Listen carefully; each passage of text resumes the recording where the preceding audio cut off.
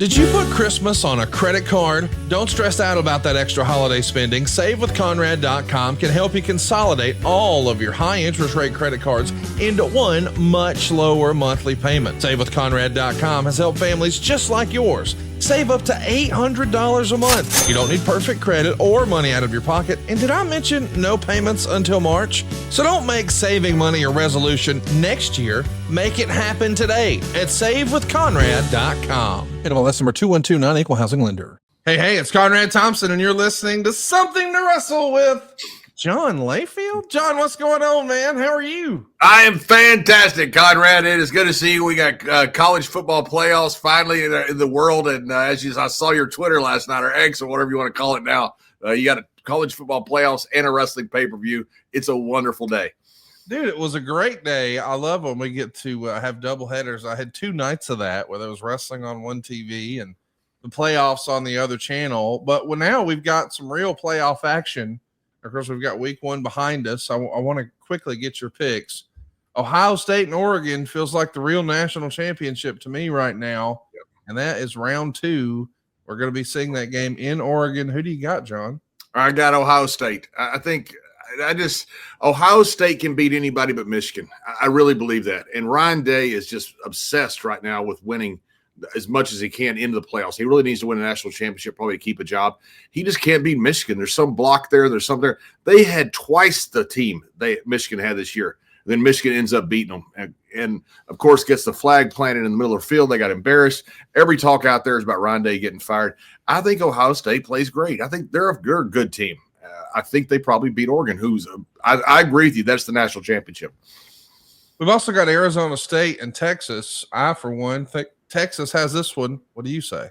I think Texas has this one. They almost lost that game with Clemson. And I say almost. They won by 14 points, but they're down a touchdown at the end. Then they run that ball. They hand the ball off and run 80 yards for a touchdown.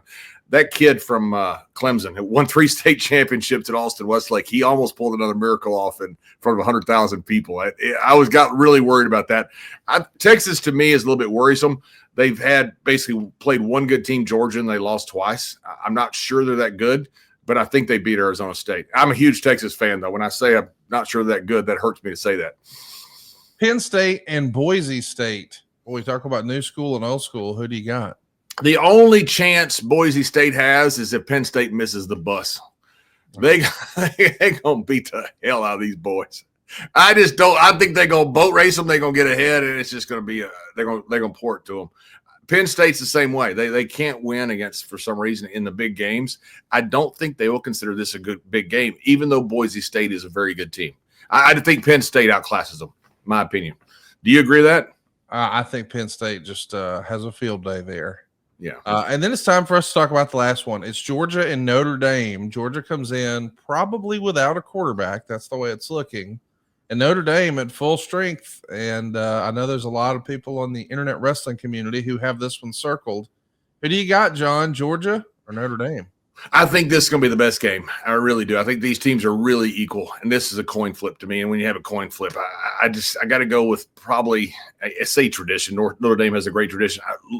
Recent tradition with Kirby Smart. He's a terrific coach, man. Notre Dame's a good team. I think I give a slight edge to Georgia in this. So your early prediction is going to be Georgia versus Penn State. Mm-hmm. Ohio State versus Texas. Who winds up in the championship game, John? I hope Texas. I think it's going to be Ohio State. Texas has a way of losing these. I just don't think Texas is that good. They're ranked, in the top 3 consecutively for the year, at number 1 at one point. But I'm just not sure Texas can win one of these big games. I think we have a great coach. I don't think yours is a great quarterback. I think he's a very good quarterback. And I think the difference is Ohio State has great players on their side. So I think Ohio State wins. I hope they don't. I hope Texas does. And I think it's going to be Ohio State, Georgia. Wow, there you go. So Georgia over Penn State is your prediction. I think you got it right. And I was talking about that with my dad earlier this week. If it winds up with it being Oregon or Ohio State on one side and Georgia on the other side, I think they got it right. Like if those are the final 4 teams, it would be really hard for me to say that they didn't get it right, because every year there's controversy, John. Oh, you left this team out. Oh, you forgot that team. So we continue to expand it. But if the championship game in the end sort of looks like what you laid out, I can't say they got it wrong this year. What say you? I completely agree. And it's a big difference in getting the number 5 team wrong and getting the number 12 team wrong. That's right. You know, if you have 4 teams, you're going to leave a couple teams out like you did when you left Georgia out, when you left Florida State out, when you did some stuff that you weren't sure who was the best teams in the country. You had to go by record. When you've got 12 teams, you can argue over 5 and 6, and that's a great argument. But when you're arguing over 11 and 12, it really doesn't matter. You know, I get it. And if you're 13th, it sucks that you think you should be in there. But I think you get it right. At some point, you got to cut it off, and I think now this is a good number. I think this playoffs going to be fantastic. I'm having a lot of fun. I hope you guys are too. Of course, that's not our topic today, but it is something that everybody in my life is talking about. So we're going to talk about it here with John. And speaking of that, every time I log into social media, my timeline is blowing up with, we want more JBL. Well, you're in luck, because over at adfreeshows.com, John joined us for a very special anniversary. It was a live watch along of his monumental title win over Eddie Guerrero to win the WWE Championship. Have a listen to what winning the title meant to John. Was it as cool as we fans would like to think it is to actually say, holy shit, I'm the WWE champion? One of my youngest memories is telling my grandfather, my mother's father. I used to watch wrestling with him when I was a kid in Sweetwater. And one of my youngest memories was telling him I wanted to be a world champion in wrestling. So, yeah, this was my dream. This was really all my dream. The financial stuff was something that kind of fell in my lap that I really enjoyed. I still enjoy. This was my dream. This was all I wanted to do. And the dream that I had far exceeded anything that that kid in Sweetwater thought might happen. It was so much better. As we're taking a look at the presentation here, who inspired this look? The jacket with the towel and the hat, is that borrowed from somebody?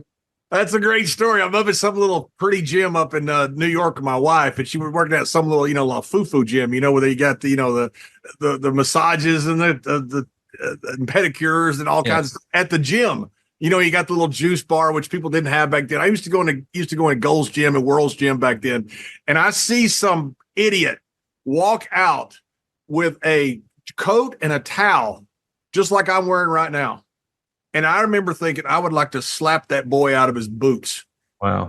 As soon as I saw that, I thought, oh my God, if I hate that this much, think about how the fans will hate it. So I got that literally from a guy I saw in that gym in New York that walked out looking just like me, believe it or not. And it made me so mad. I thought that's what JBL would wear. What a great story. Check out that entire 20-year anniversary watch along. JBL versus Eddie Guerrero. It's available now at adfreeshows.com, along with more than 100,000 hours of other exclusive content from legends like The Godfather, Tully Blanchard, Lex Luger, David Crockett, and so many more right now, all at adfreeshows.com. And just for our Something to Wrestle With listeners, when you use our promo code WRESTLE25 at checkout, you get 25% off your first month. Remember, it starts at just $9 a month, and the code is WRESTLE25. Get you 25% off your first month at adfreeshows.com. Give it a try. You'll be glad you did. So our topic today, John, is something that I know is really important to you. Tribute to the troops. How do you remember this all coming together originally? What's the origin story of Tribute to the Troops? The origin was 9/11. Obviously, it started all of the mechanism that caused the dominoes cascade to happen, with the wars and the invasions and things like that. But we were in Houston when 9/11 happened. It's one of those events. You talk to older people, about where they were for Pearl Harbor or for the assassination of JFK. They can tell you exactly where they were. Most people can do the same thing with 9/11. They can tell you exactly where they were, how it unfolded, how they realized it was a terror event, how you realized America was under attack, and it was the same. Obviously, for us, we were in Houston, and we see this that morning. The buildings are being attacked. America's being attacked on 9/11, and of course, the show got canceled. The world got canceled at that point. The world changed that day. And being in Houston, most of the guys couldn't go home. I could because I was living in Athens, Texas, about 3 or 4 hours north. So I drove home that day. Later that day, we found out the show was canceled. We had nothing to do but be around the hotel, and I kind of wanted to be home, and you could. So many more things available to you, and because we didn't know when the world would open back up. 9/13, I believe it was Thursday. I believe it was. We had the first mass gathering in the United States, And so I got word from it when I was at home. So I drove back down to Houston. Vince had a meeting with us and told us that no one had to appear at the show. It was your own free will if you wanted to. But we were going to send a message that they weren't going to stop us. And talking about the terrorist. And, we couldn't do anything else. And this is kind of what Vince had in the message. We can't go fight them with a gun. We can't go defend, what had happened because it's already happened. We have a chance to put on a show and get people's thoughts off of what happened and show that America is going to continue. And that literally was the thought behind that show. And we didn't know if anybody would show up, Conrad. We had no idea what was going to happen. Security has not seamless like it is now. And so when you had people who be in search for bombs and you didn't know if there was more terror attacks coming. Remember in 9/11, we didn't know what was going to happen next. We didn't know if it was a first wave of several waves. We had never had this happen in our life where we were actually under attack, our country, and not just under attack, but they attacked 2 buildings. There were kids in daycare in those buildings. There was no rules anymore, and we didn't know what would happen. So when we had this show come together, we're sitting there and we don't know if anybody's going to show up or not. People had tickets, but we didn't know if anybody would come. And that day when we walked out there, man, it was just one of the most emotional moments of my life to see 20,000 people or whatever that building held, all holding American flags. It was just remarkable. It is weird to think about because it was such a unifying time in America. And that almost sounds crazy, but the few days after that, America just had a whole vibe, did it not? Like it felt like it was a big community.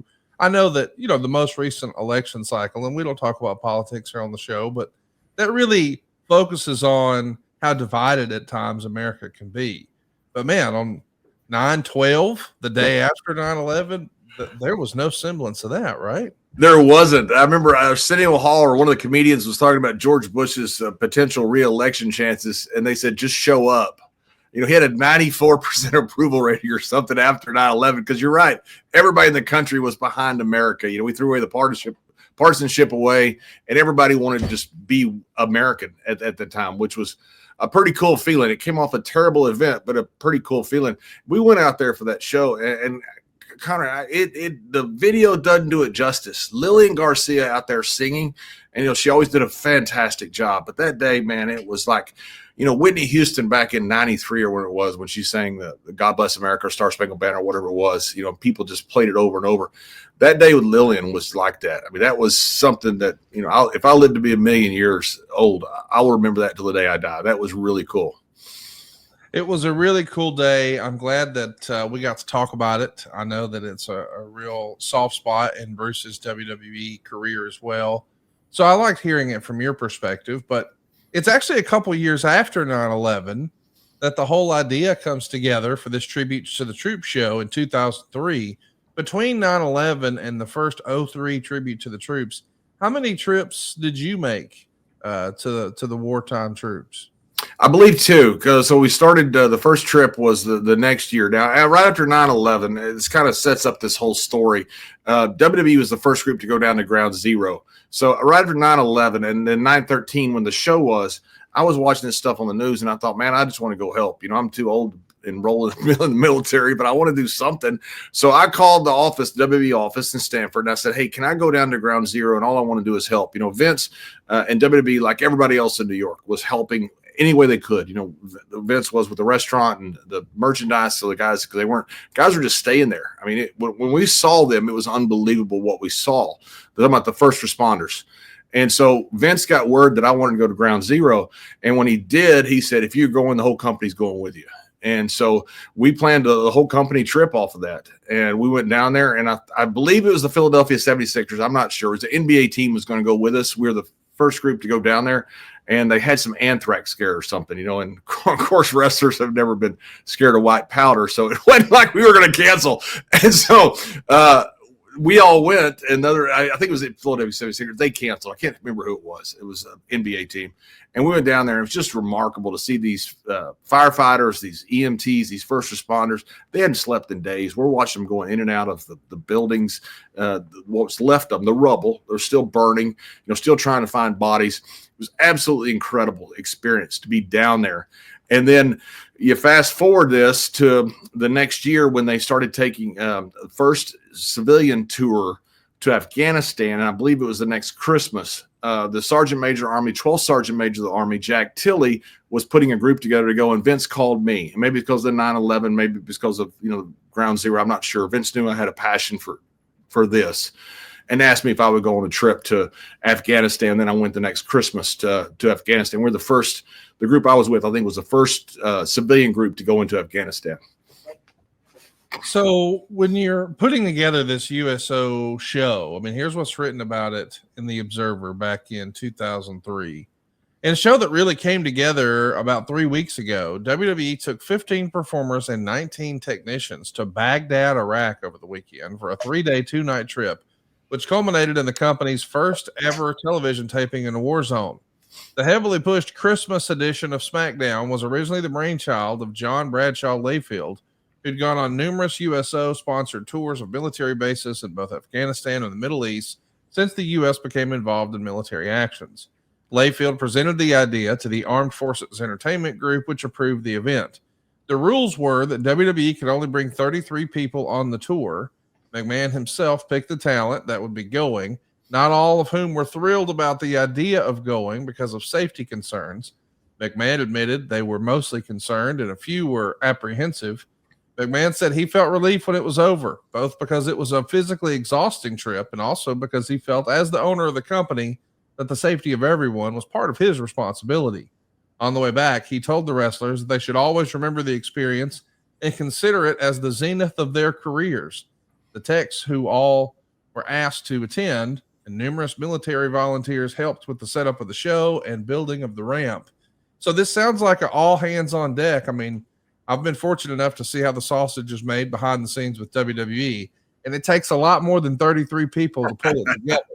So you guys pull it together here with a crew here, and I know that the first year was maybe a bigger sell because nobody really knew what to expect. Are you a part of the recruitment efforts to get talent involved, or how does that come to be, as best you recall? No, not overtly. I mean, people knew I was going over there. I think I had a torn bicep at the time, so I was doing some stuff for Vince around the world, just promotions. I went around promoting the Xbox. I think that was during the time frame, so I was not involved a lot with the day-to-day wrestling. I say involved as far as being a talent. I think that was during the time. But now, obviously, when I came back, everybody wanted to know about the trip. The next summer, I went there the first Christmas with the 12th Sergeant Major of the Army, Jack Tilley, Daryl Worley, Mark Wills, the country singers, wonderful actress Carrie Turner was there. Crystal Reams, who was part of the Voices of Freedom. I'm going to get her band name wrong. She's going to hate me for this. Who was part of the military, beautiful voice. She sang, I believe, the national anthem one time in Washington, D.C. when we were there. And so the next summer, I'd gone back to Iraq. This is one of my trips. I've been on a few trips, in between time, going over to Iraq. And that was kind of I don't know if it's my role, but it was something I enjoyed. And I was there with Ron Simmons. It was hotter than balls. It was like 130 something degrees. They say it's a dry heat. So is a welding torch. It was shocking how hot it was. We landed in southern Iraq like at 2:00 in the morning because we flew military over. We didn't fly commercial over. We did fly commercial back one time. And I'll tell you a funny story. We were they called it Rehabistan, because you couldn't drink there. So we had been over there for a couple of weeks, couldn't have a drink. We finally are going to fly us commercial back for some reason out of Kuwait, and we get on the plane, and Ron says, "Could I get a beer, please?" Flight attendant says, "Sir, I'm sorry, we don't have any beer." He goes, "I'll take a champagne." Like typical, flying off, champagne service. She said, "Sir, we don't have champagne." He goes, "Okay, I'll take wine." She said, "Sir, we're a Muslim airline. We don't have pork or alcohol." And Ron said, "I don't give a damn about the pig." The alcohol. So we had been over there in Rehabistan for like 2 or 3 weeks, and then we had to fly back. We're expecting this big party to go back, have a few drinks, and we couldn't drink. So it was the flight back was the worst part. So, but we had been over there in southern Iraq, and man, I'm telling you, we landed. It was 102 degrees, like at 2:00 in the morning. It was so hot. A lot of those guys didn't have air conditioning. in their tents or anything. They were in 100+ degree heat 24 hours a day. It was unbelievable to see all this. And we hooked up with, I think we had, I believe, Terry Runnels and Ivory were with us. I believe that's right. And they did a wonderful job. Whoever's with us did a great job, by the way. I believe it was those two. And I was there and I heard that the Sergeant Major of the Army was in theater, was in the country. Well, the 12th Sergeant Major of the Army, he was the 12th at the time. For those that don't know, Sergeant Major of the Army is the highest NCO in the Army. I mean, he's like considered a 2-star general, but when you talk to the troops, he's considered like God. I mean, that's the guy who came up from either being drafted or a private who comes up to the highest rank that you can make as a non-commissioned officer. I mean, he's a soldier. So when I heard he was there, he was at my wedding, actually. He's a good friend of mine. I said, can I talk to him? And they said, they just laughed at me. They said, sir, you can't talk to the Sergeant Major of the Army. And I said, no, he's a friend. I was in Afghanistan with him. I said, please let him know that I'd like to talk to him. And they told me again, said, sir, you can't talk to the Sergeant Major of the Army. And I said, okay, just tell him I'm on the phone and let him make the choice. And so they said, okay, we'll do that. So they were shocked when he's a good dude. He's just a dude. Came up as a private. He's the most important non-commissioned officer in the Army, but he came up the tough way. He's a regular dude. And in fact, I used to watch him around bases. He could do as many one-handed push-ups as he wanted. He would challenge every person. He'd nearly always lose by one. If he was like 55, he'd do 54. He's a cool dude. And so when I talked to him, I says, SMA, how you doing? And he said, John, he goes, are you guys over here wrestling? And I said, no, sir. I said, just over here with my tag team partner, Ron Simmons, and the Washington, at the time, the commanders, cheerleaders were there. And I said, we just kind of hooked up and meshed the unit for a USO tour. And he goes, oh, that'd be great if you were. And that was the whole inspiration for a tribute to the troops. So I started thinking about it, nothing else to do. We didn't have a radio or, iTunes or anything to listen to. So we're on this bus and it's so freaking hot. We're just sweating. I remember Ron was right underneath one of the little vents and just like had his head up like this, like an animal trying to get to the water. It's like that. It's the only thing that's keeping him alive. And so I started putting the idea together of the old Bob Hope USO tour. And if you remember, I mean, Bob Hope did some incredible stuff in war zones. Robin Williams did incredible stuff in war zones. And I started putting the idea together of doing something like this with WWE. So the next base I got to, I emailed Vince and I said, hey, would you like to do something like a Bob Hope USO tour, but do it in the modern day and do it with WWE? And he said, he sent me a note back right away. He said, John, that's fantastic. He said, I love it. Write it up for me and let's do it. And so that was the whole impetus for doing the tribute to the troops. Then I wrote up what I thought we should do. I wrote up the fact that we could go out over and have the soldiers have us stay with them. We wouldn't be going to the green zones. We wouldn't be going to, a lot of performers would stay in Kuwait and just fly in for their performance. Still, they're going to a war zone. Nothing against those guys, but they wouldn't stay in theater. I wanted to stay with the troops out in the FOBs, the forward operating bases, and then do a big show at the end. So I wrote all that up for Vince and Kevin. And then by the time I got back, they had almost the whole thing put together. Oh, wow. How about that? So we're getting the real deal origin story here. I love that it was actually suggested by a member of our military. That's pretty cool to hear. That's right. Yeah, the SMA. I've told him because we were nominated for an Emmy with the Tribute to the Troops, and when I told him that, he goes, "Do I get an Emmy?" I said, "I don't think so. You might. You're the SMA. You can have whatever the hell you want." Well, I hope that he knows that we appreciate that idea because, man, such great stuff came out of that, and great stuff has come out of our partnership with Blue Chew here at Something to Wrestle. They're day one sponsors of our program. We greatly appreciate their support, and we hope that you'll check them out. By the way, I don't know if you've noticed, John, but look, they took Bruce's ugly mug off the photo. That's your picture. I know that fella right there. And that fella right there knows how to get his ding-dong real hard. It's with Blue Chew. It's an online service that delivers the same active ingredients as Viagra, Cialis, and Levitra, but at a fraction of the cost and in a chewable form. The process is simple. You'll sign up at bluechew.com, consult with one of their licensed medical providers, and once you're approved, you'll receive your prescription within days. Blue Chew's tablets are made in the USA, prepared and shipped directly to your door. And the best part is it's all done online. That means no visits to the doctor's office, no awkward conversation, and no waiting in line at the pharmacy. You can take them anytime, day or night. So plan ahead or be ready whenever an opportunity arises. Blue Chew wants men rock hard. That's what they told us. That's the mission. They're not going to stop until every man is bricked up like a brick house, until every tent is pitched, till every rod is raised. Discover your options at BlueChew.com. And we've got a special deal for our audience. Try Blue Chew free. Just pay the $5 shipping at checkout when you visit BlueChew.com. That's BlueChew.com to receive your first month free. Visit BlueChew.com for more details and important safety information.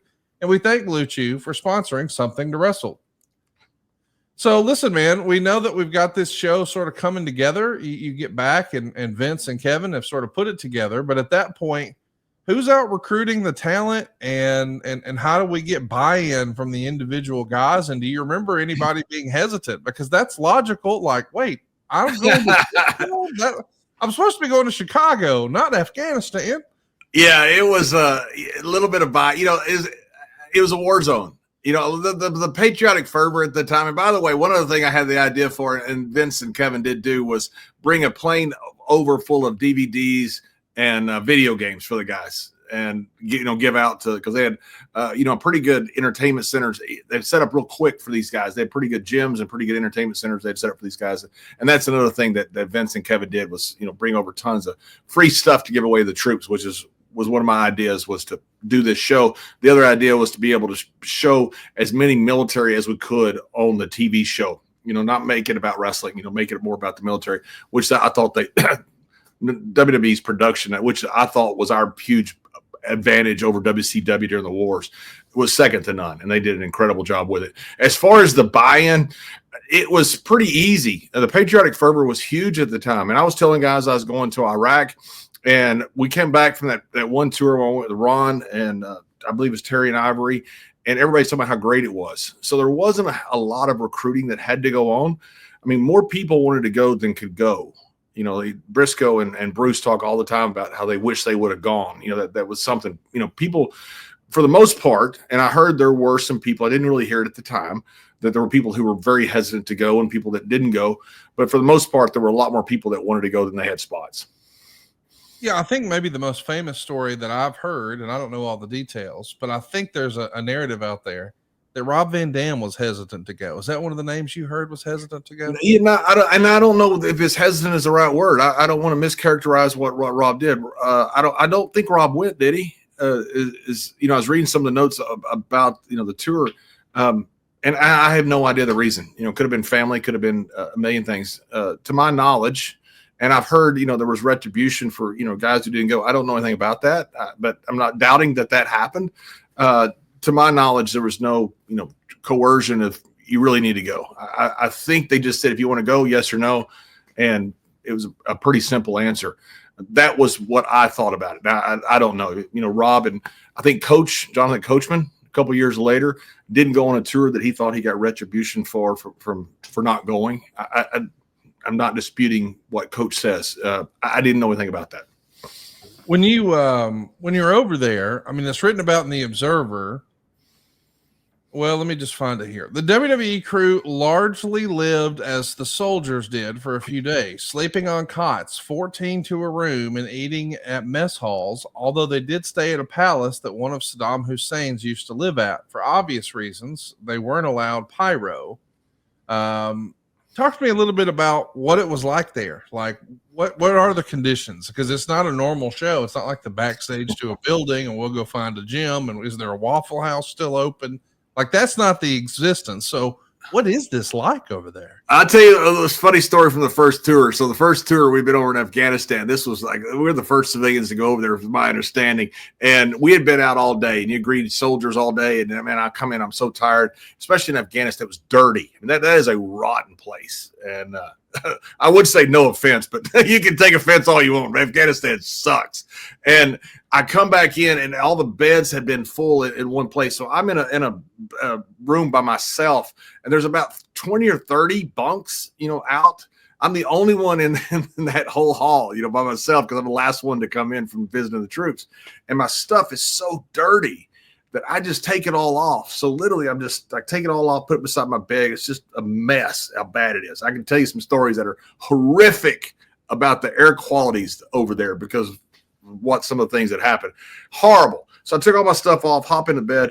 It's not 2 hours. I got to go to the bathroom. And so I get up and it's lights out because you're getting mortared. And so you had to have like a red pen light to go around. You didn't have a white light because if we saw a white light, they would shoot mortars at it. So you had a little red pen light, which I guess obviously you can't pick up as well. So I've got this little light, but I can't find it. So I'm going along the wall and I've got to go to the bathroom. Like, you got to be kidding me. Well, there's not a bathroom in the tent. I got to go to the latrine. So I'm just sitting there like, you got to be kidding me. So I'm trying to find the wall. I finally find the door, but I don't find the light yet. And I got to go. So we're in a war zone. So it doesn't matter where I'm going, really. It's a war zone. I open up the door and I just step off on the porch. I'm buck naked. And I'm going to the bathroom. I think, oh, thank God, I made it. Right then, 2 spotlights hit me because they saw the sound. So now I'm standing there. It's freaking cold. I'm standing there buck naked going to the bathroom, and the spotlights won't turn off of me. So I'm like, because they're ribbing me at this point. Like the soldiers are ribbing me. So I'm standing there, and you can hear them laughing. And I'm just sitting there peeing while these guys are like the spotlights on me, and they wouldn't turn them off. It was absolutely tremendous. I love that so much. Listen, that's that camaraderie amongst the guys. That's what a lot of this is all about, whether it's wrestling or I'm sure being deployed, like that sense of camaraderie, that's what keeps people going, right? Yo, absolutely. These guys were such good dudes, man. I'm talking about, and women, women served in combat as well. They were such good people and such fun people to visit with. I would go into the mess halls and the food was good. And in fact, it was so hot over there, I thought these guys were going to be all shriveled up. They weren't, because the gyms had air conditioning with a few things that had air conditioning, and the mess hall had air conditioning. So the guys would spend all their free time in the mess hall or the gym because that's where they had air conditioning, because a lot of the places they slept didn't quite have it yet. But I would go and just sit with random soldiers. I said, hey, guys, can you mind if I join you? And I'd sit with them and just ask them where they're from, ask them all kinds of questions. And they're just dudes. There's dudes, they're young. I mean, really young. I mean, you look at them and, man, some of these guys were 19, 20 years old. And I know that's a grown person. I know it's a grown man or woman. But, when you look at them, go, man, these guys are at war. I mean, they're killing people and people are trying to kill them. You look at them and go, they're still a teenager. I mean, it was really seeing them over there gave me such a great appreciation for what they did.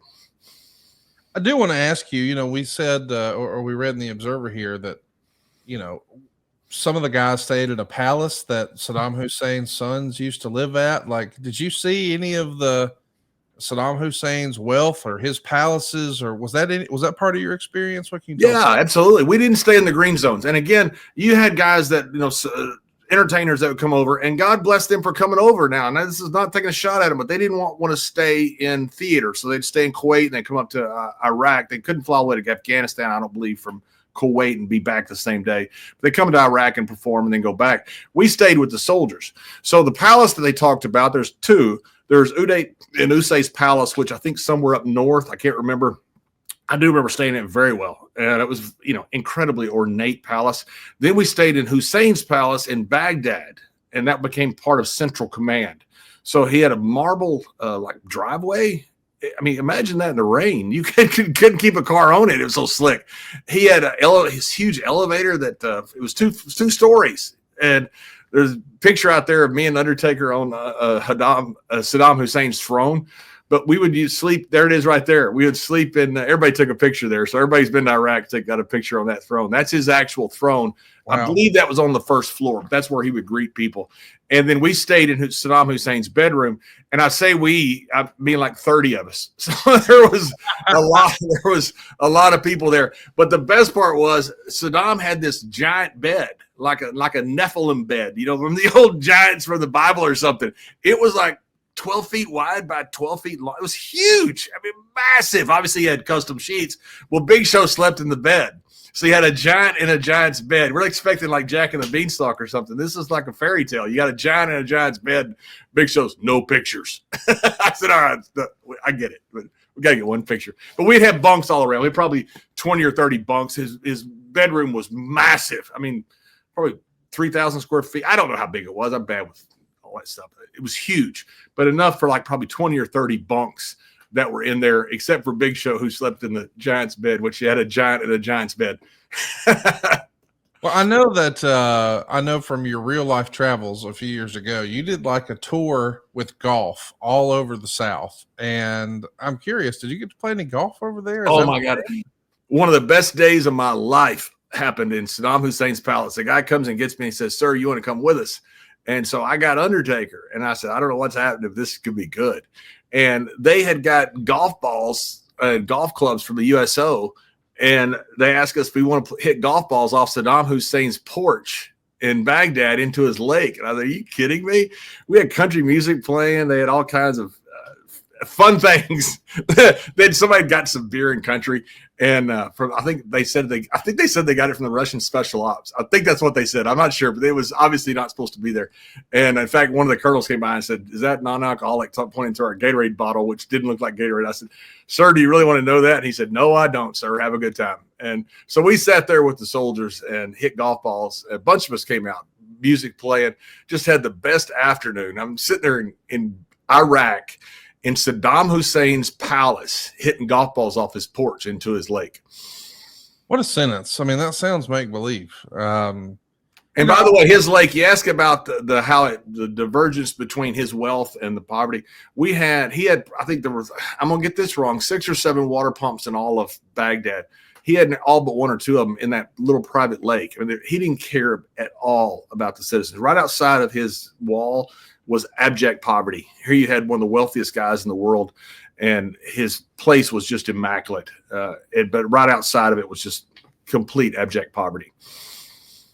Well, there was no poverty with a 12-foot bed. I'm just thinking about that visual of the giant Big Show, the giant Paul White in a huge bed like that, because he probably didn't think that was going to be the plan. I'm wondering, like, how did he plan to sleep anyway? It's not like he's going to fit in a normal, like, troop cot. I mean, he'd have feet hanging off at both ends. Like, did he have a plan going over there for how he had a plan? Yes, he had a wonderful plan. It was a really good plan, except for the fact we're a bunch of overgrown children. And when you have a bunch of overgrown children, plans sometimes don't work because rational things don't make sense.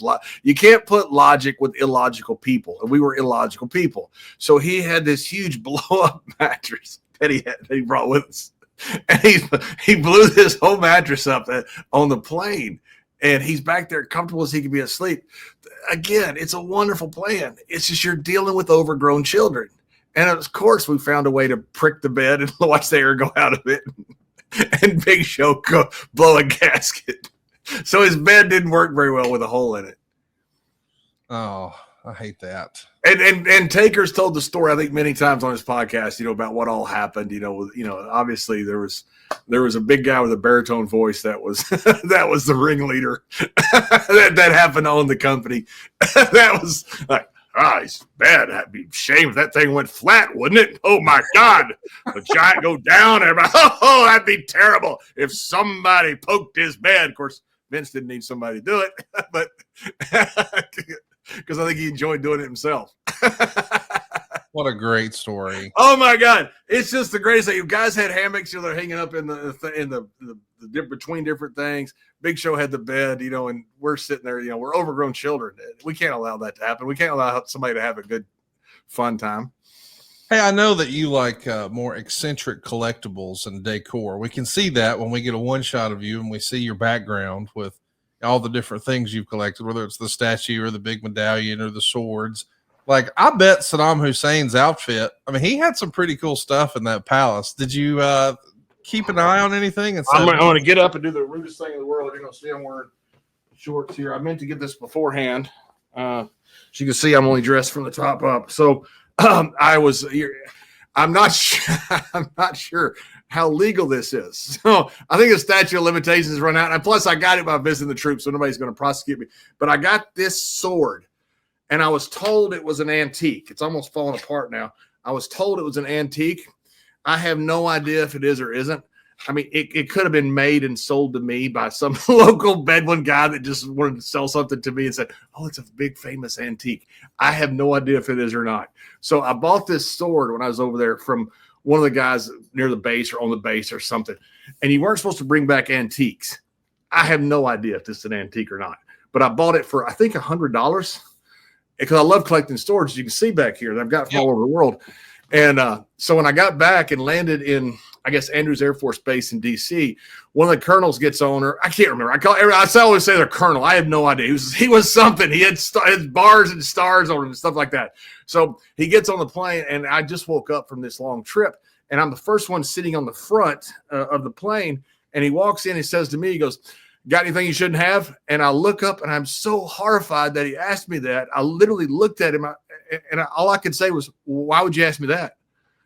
And he just looked at me and shook his head and started laughing. It's like he's trying to tell me, "Son, just say no. Yes. I'm not going to search you. Just say no. I'm checking a box here, pal." Yes. And so I literally, when I said it, I realized I've just busted myself. And the guy just looks at me and shakes his head and just walks off the plane. Doesn't even follow up. It's like, I don't know what this dumbass has. I don't want to bust him.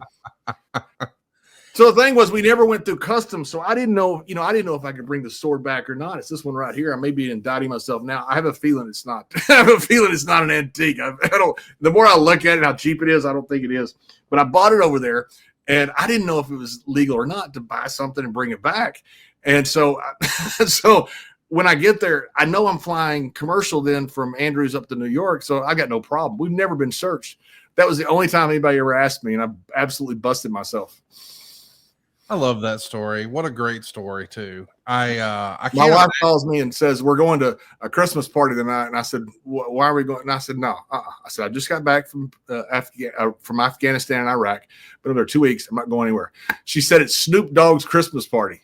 And I said, "Okay, I'm going." So I go to the Christmas party, and Snoop took great care of us. And I'm sitting back there, and Jerry Jones walked in, and so I'd never met him before. I had a tuxedo and several women that probably before electricity looked really good. They were like a harem, just a little bit older. Okay, they were dressed very nice, obviously very good looking ladies, but a little bit older.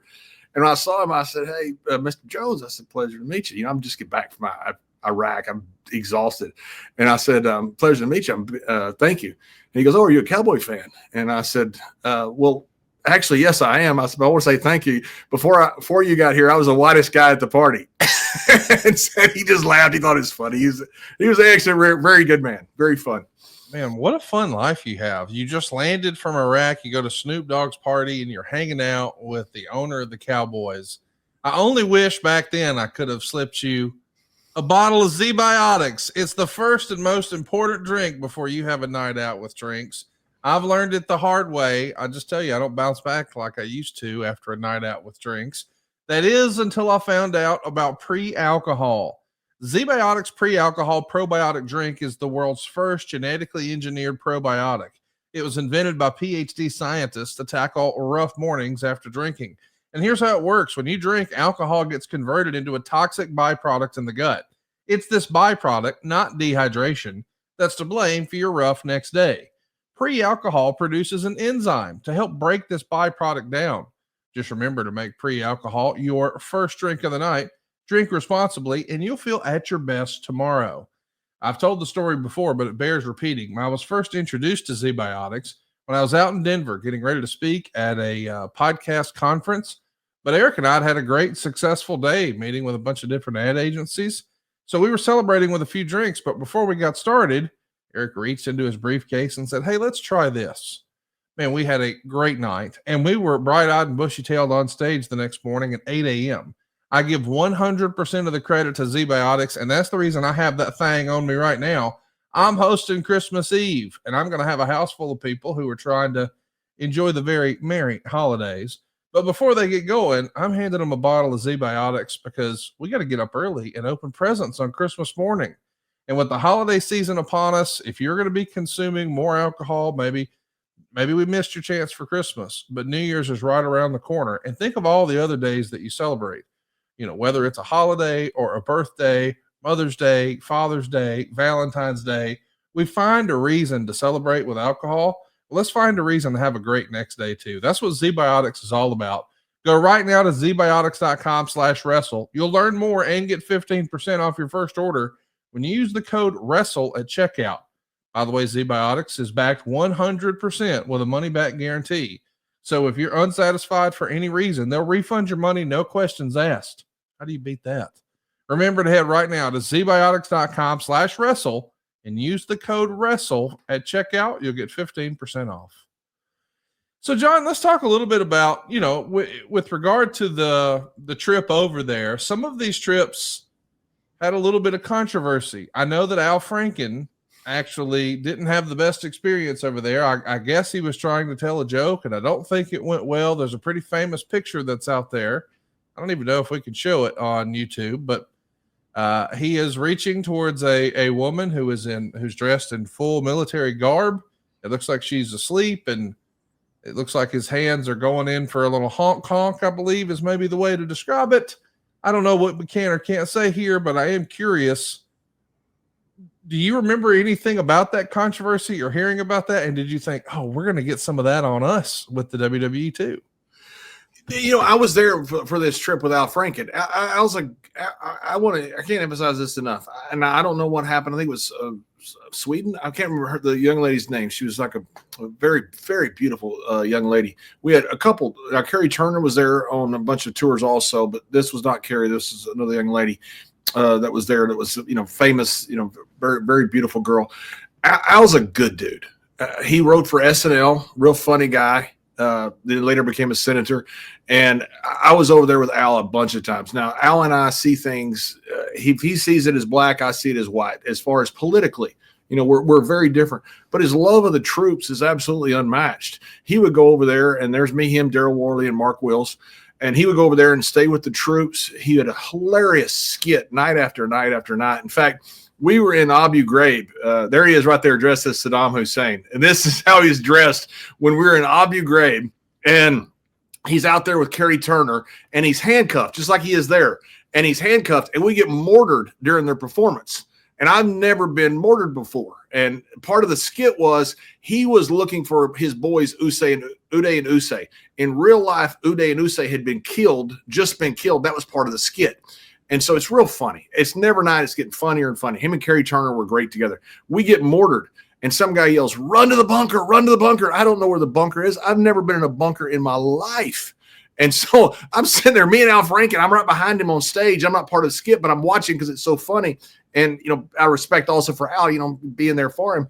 And I look and I go, where'd I go? Well, I'm following Al. Al's right in front of me. We're following people running downstairs because mortars are going off everywhere. And we get in this bunker. And it's not that tall. I can't remember how tall, but 5.5, 6 foot tall. So you couldn't quite stand up. And I look around, and there's Al Franken dressed as Saddam Hussein as we're getting bombed by the Iraqis in a bunker with me. And the guy with the key to the handcuffs is in the other bunker. So Al had to sit there the whole time we get mortared, not knowing what would happen, handcuffed, dressed as Saddam Hussein. What a freaking story. What a life you've lived.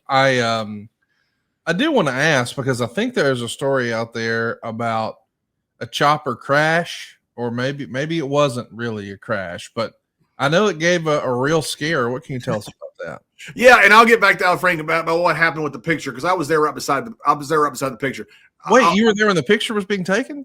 Yeah. Oh, yeah, 100%. Yeah, but I don't remember it. So the picture that he took, if you can put it up, he's got this young lady, and apparently they got at odds somehow. I don't know what happened. Now, she had alleged some stuff happened in a rehearsal where maybe he tried to kiss her or something as part of the rehearsal. That's what was alleged. I don't know if any of that happened or if all of it happened. All I know is I know Al well, his brother, his wife. He's a terrific person as far as I know, and he should have never stepped down as senator. That was during a time when they were canceling everybody. He really regrets it to this day, stepping down, because he stepped down over this picture that's out there, and he shouldn't have done it, because nothing was alleged of assault or anything like that, except for maybe the one time during the rehearsal, something. I don't know. I was there the whole tour. I never heard any of it. Now, that doesn't mean that any of it or all of it didn't happen. I don't know. I just know it doesn't sound like Al. But again, I'm not picking a side here, except for Al's my friend, and he did some great stuff with the troops. But that picture came about, and I was on that C-110. That's what it was a C-110 plane. Next to Al is Mark Wills, the country singer. I always sat next to Mark. Now, Mark is sound asleep in the picture. Al's brother, Owen, was a photographer. He lived in Paris.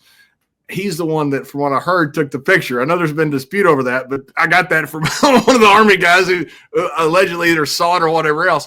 I don't remember the picture. because I was obviously asleep. Mark Wills was asleep too. Thank God I wasn't in the photo, because I think I was 5 feet from that picture. I was on the plane. There's no doubt about that. I was sitting next to Mark Wills.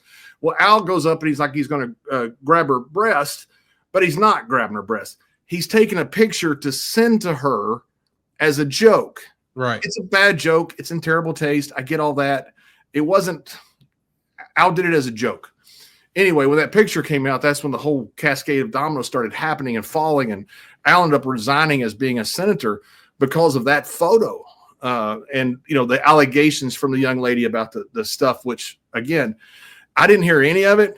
I was almost in the photo and I didn't see it. I was obviously, just like Mark Wills was asleep, because, you know, I'd have remembered it if I saw the photo and it caused the senator to step down. I would have remembered that. And plus, thank God I wasn't. You know, if he's sitting there like that and me sitting there looking, you know, like all of a sudden seeing it, you know, I'd look like I was complicit with it. But it was a stupid joke that he pulled, inappropriate joke, but that's what it was. It's not something, in my opinion, that he should ever step down as being a senator for, because as much as Al and I disagree on politics, we agree in our love for the country. And you need people like that want to be a senator for the right reasons and not because they don't have another job. And I thought Al did a wonderful job as a senator. I saw him a little bit after this, 2000, I can't remember. It was when George Bush was running against John Kerry. And I spoke at the Republican National Convention in Madison Square Garden for George Bush, because I liked him as a Texan and I was not a fan of John Kerry. And I go backstage and there's Radio Row and there's Al Franken back up there. And I said, oh my God, there's my friend Al. So I go up there to see Al, and security almost jumps me. Al had just got into a wrestling match with some conservative host. You know, Al is very passionate. They literally got into like a physical altercation. Well, they think I'm coming after Al. And so when I go back there, I go, the hell are you guys doing? And they're like, security's everywhere. They go, what do you want? I go, I want Al Franken. They're going, no, you can't get him. And I'm like, no, I don't want to. No, I said, I had no idea what had happened because I was speaking. And then Al sees me, goes, no, he's fine. So I was the only person that wasn't a liberal that got to go back to his got to go back to his radio show. What a crazy freaking story, man. I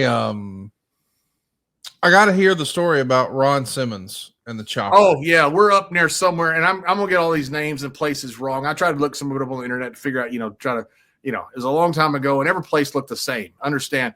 Outside, when you had the Tigris and Euphrates River in Iraq, wherever the water ended, it was like a line. I mean, like on 2 inches of this line, it's desert. 2 inches of this line, it's grass. I mean, it was like that. So these places, unless you're in that delta, that delta there, it was a horrible country, and it all looked the same. It was a shits. It was terrible. So we're somewhere up north, and we're coming in for a combat landing. If you've ever done a combat landing, man, it is insane. So like in a plane, you'll fly way above the mortar fire where they can get you. And then when you get into the safe zone, you literally just spiral straight down. So guys used to put guys in the front because it scared them to death, because it looks like you're just going straight into the ground when you're up front. When you're in the back, it just feels like a crazy roller coaster, and all of a sudden you're sideways, going straight down. You do that to avoid enemy fire. So we're in a Black Hawk helicopter, and we didn't know we were going into a hot zone. I can't remember when it was in the period of the war, but it was one of the periods where we were in control. The Allies were in control, so it wasn't as bad as it was certain times we were there. And we come in, and all of a sudden we're flying along the river, and you'd also fly along the river because they couldn't moor you from the river. And you'd fly as fast as those choppers would go, and you're just above the water. I mean, it was wild flying in combat zones. And we're flying into this hot zone, and all of a sudden we go up high, and then we just come straight down and land. Well, one of the choppers with us had clipped a pole, like a soccer goal or something, for the landing area, or like a telephone pole or something. So the chopper did crash, but it wasn't like the chopper got shot out of the sky or something. I don't want to overstate something on the show. I'm trying to, be fair. It was a crash, and it wrecked the chopper, where the chopper couldn't fly out. And so we're part of all this. The guy says, "Put your hat on, sir. Put your hat on." The Kevlar hat, because I had it off because we were in a pretty safe area. And I didn't know we're in a hot zone. I said, oh, shit, we're in a hot zone. So we're having to run through this barbed wire maze through actual residential area to get to where we need to be, where is the safe zone. And so I'm sitting there and there's bombs going off everywhere around us. And I mean, close to us. And their big smoke pillars are coming up. I had no idea these were our bombs. They're our bombs in case there's a sniper in the area. There's probably, they took such good care of us. I guarantee there wasn't a sniper in the area. There wasn't anybody who's going to shoot us in the area. There were soldiers with their hands on the trigger. If somebody moved, they died instantly. I mean, I don't think we were in any danger whatsoever, but we didn't know this. We just know the chopper's been crashed. Bombs are going off all around us. And we don't know they're our bombs. We have no idea what's happening. There's dead dogs everywhere because dogs were feral, and so they give away your position, so soldiers had to shoot them. I don't know this. I just know like we're going through Armageddon here. This is what the hell. The world is ending. And as we go through the last maze and we're about to get to the safe zone, Ron looks back at me in his Kevlar helmet and he goes, "You know, I'd have mailed them a fucking autograph." I said, "Me too." What a great line. I would have mailed them a fucking autograph. As we're going with bombs going off literally everywhere. Now, again, I want to emphasize, don't take that and clip it. These were smoke bombs that were our bombs. We didn't know that. Yeah. We just know 10 feet from us, a freaking bomb's hitting. I'm going, them some bitches almost got us. Then another one going, they're getting closer. I don't know, they're not getting closer. They're our bombs going off in case there's snipers in the area.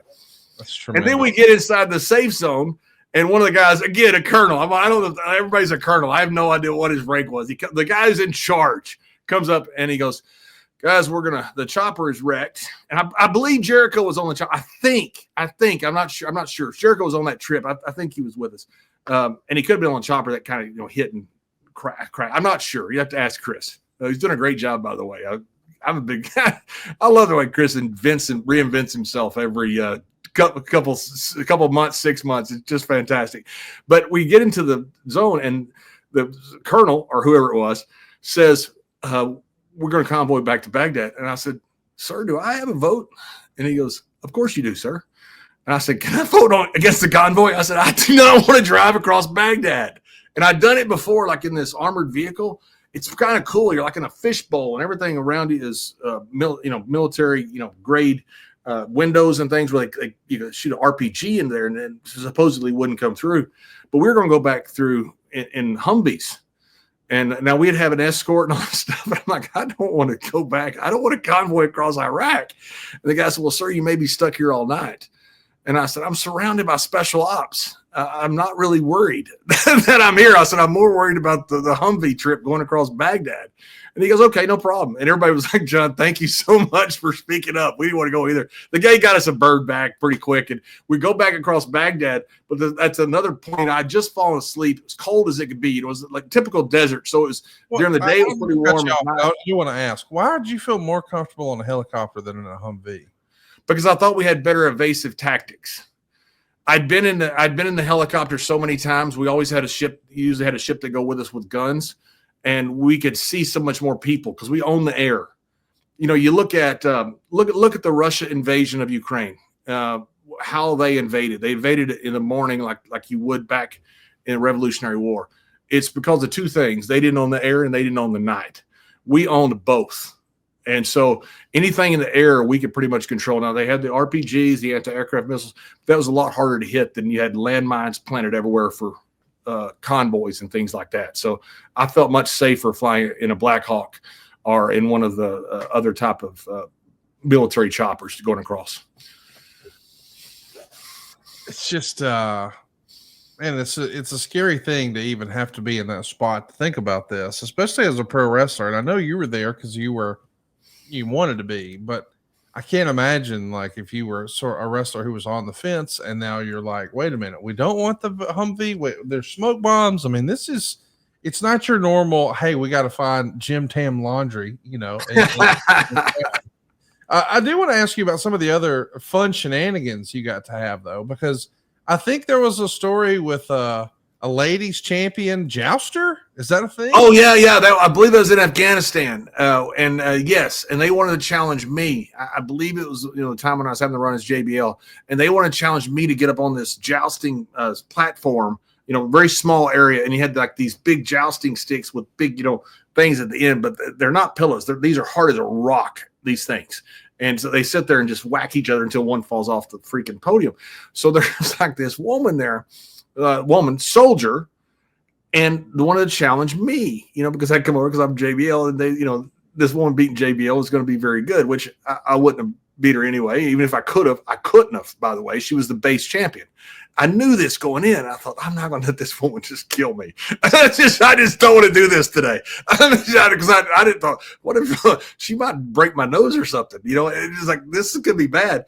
So we talked Masters into doing it. Masters had that great body, big, strong guy. He had no chance. She'd have beat me. She'd have beat Big Show. She'd have beat anybody. And of course, she beat Masters. And all the soldiers were all so happy about it, thrilled about it. She beat this, huge, great, good looking wrestler. And then Carlito got up there. They talked him into it somehow. And this is one of the greatest stories ever. That Carlito gets up there and goes, hey, would you like to take a picture or something like that? And when she turned, he sucker punched her.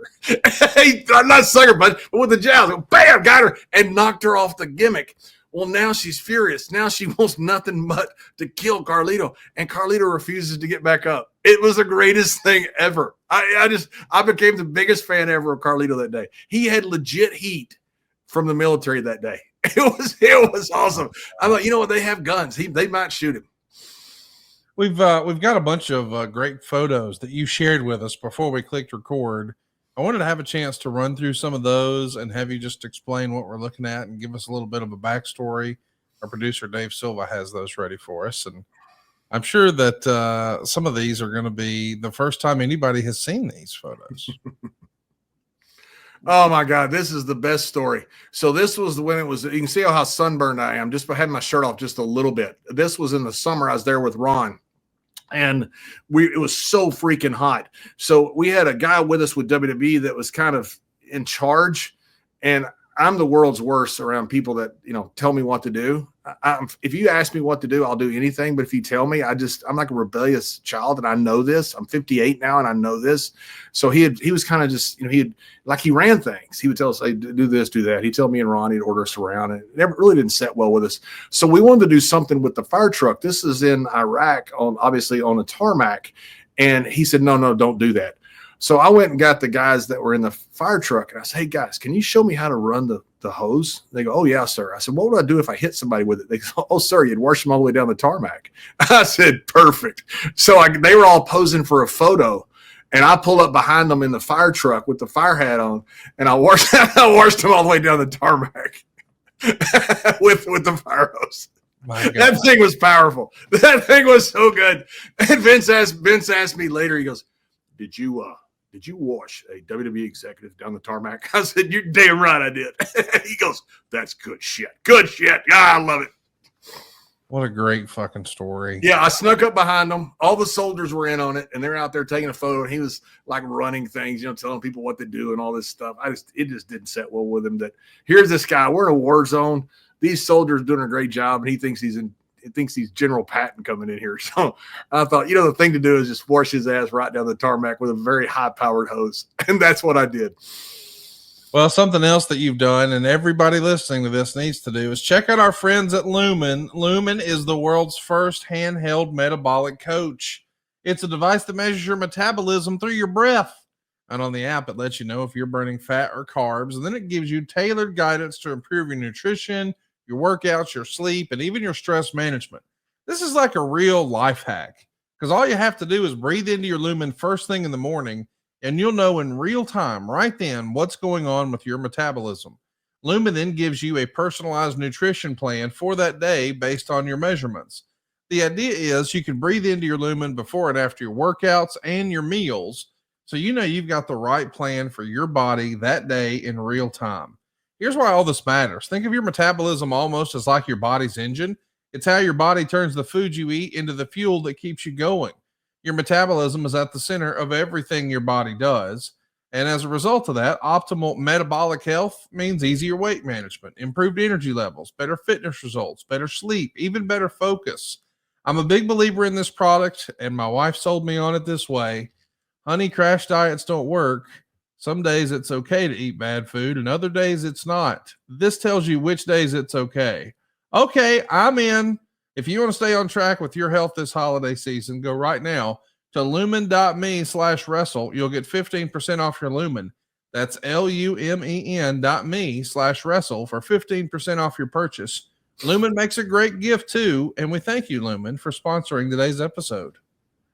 So, John, we got a bunch of other great photos that you shared with us here that I'm sure you've got great backstories with. So let's take a look here.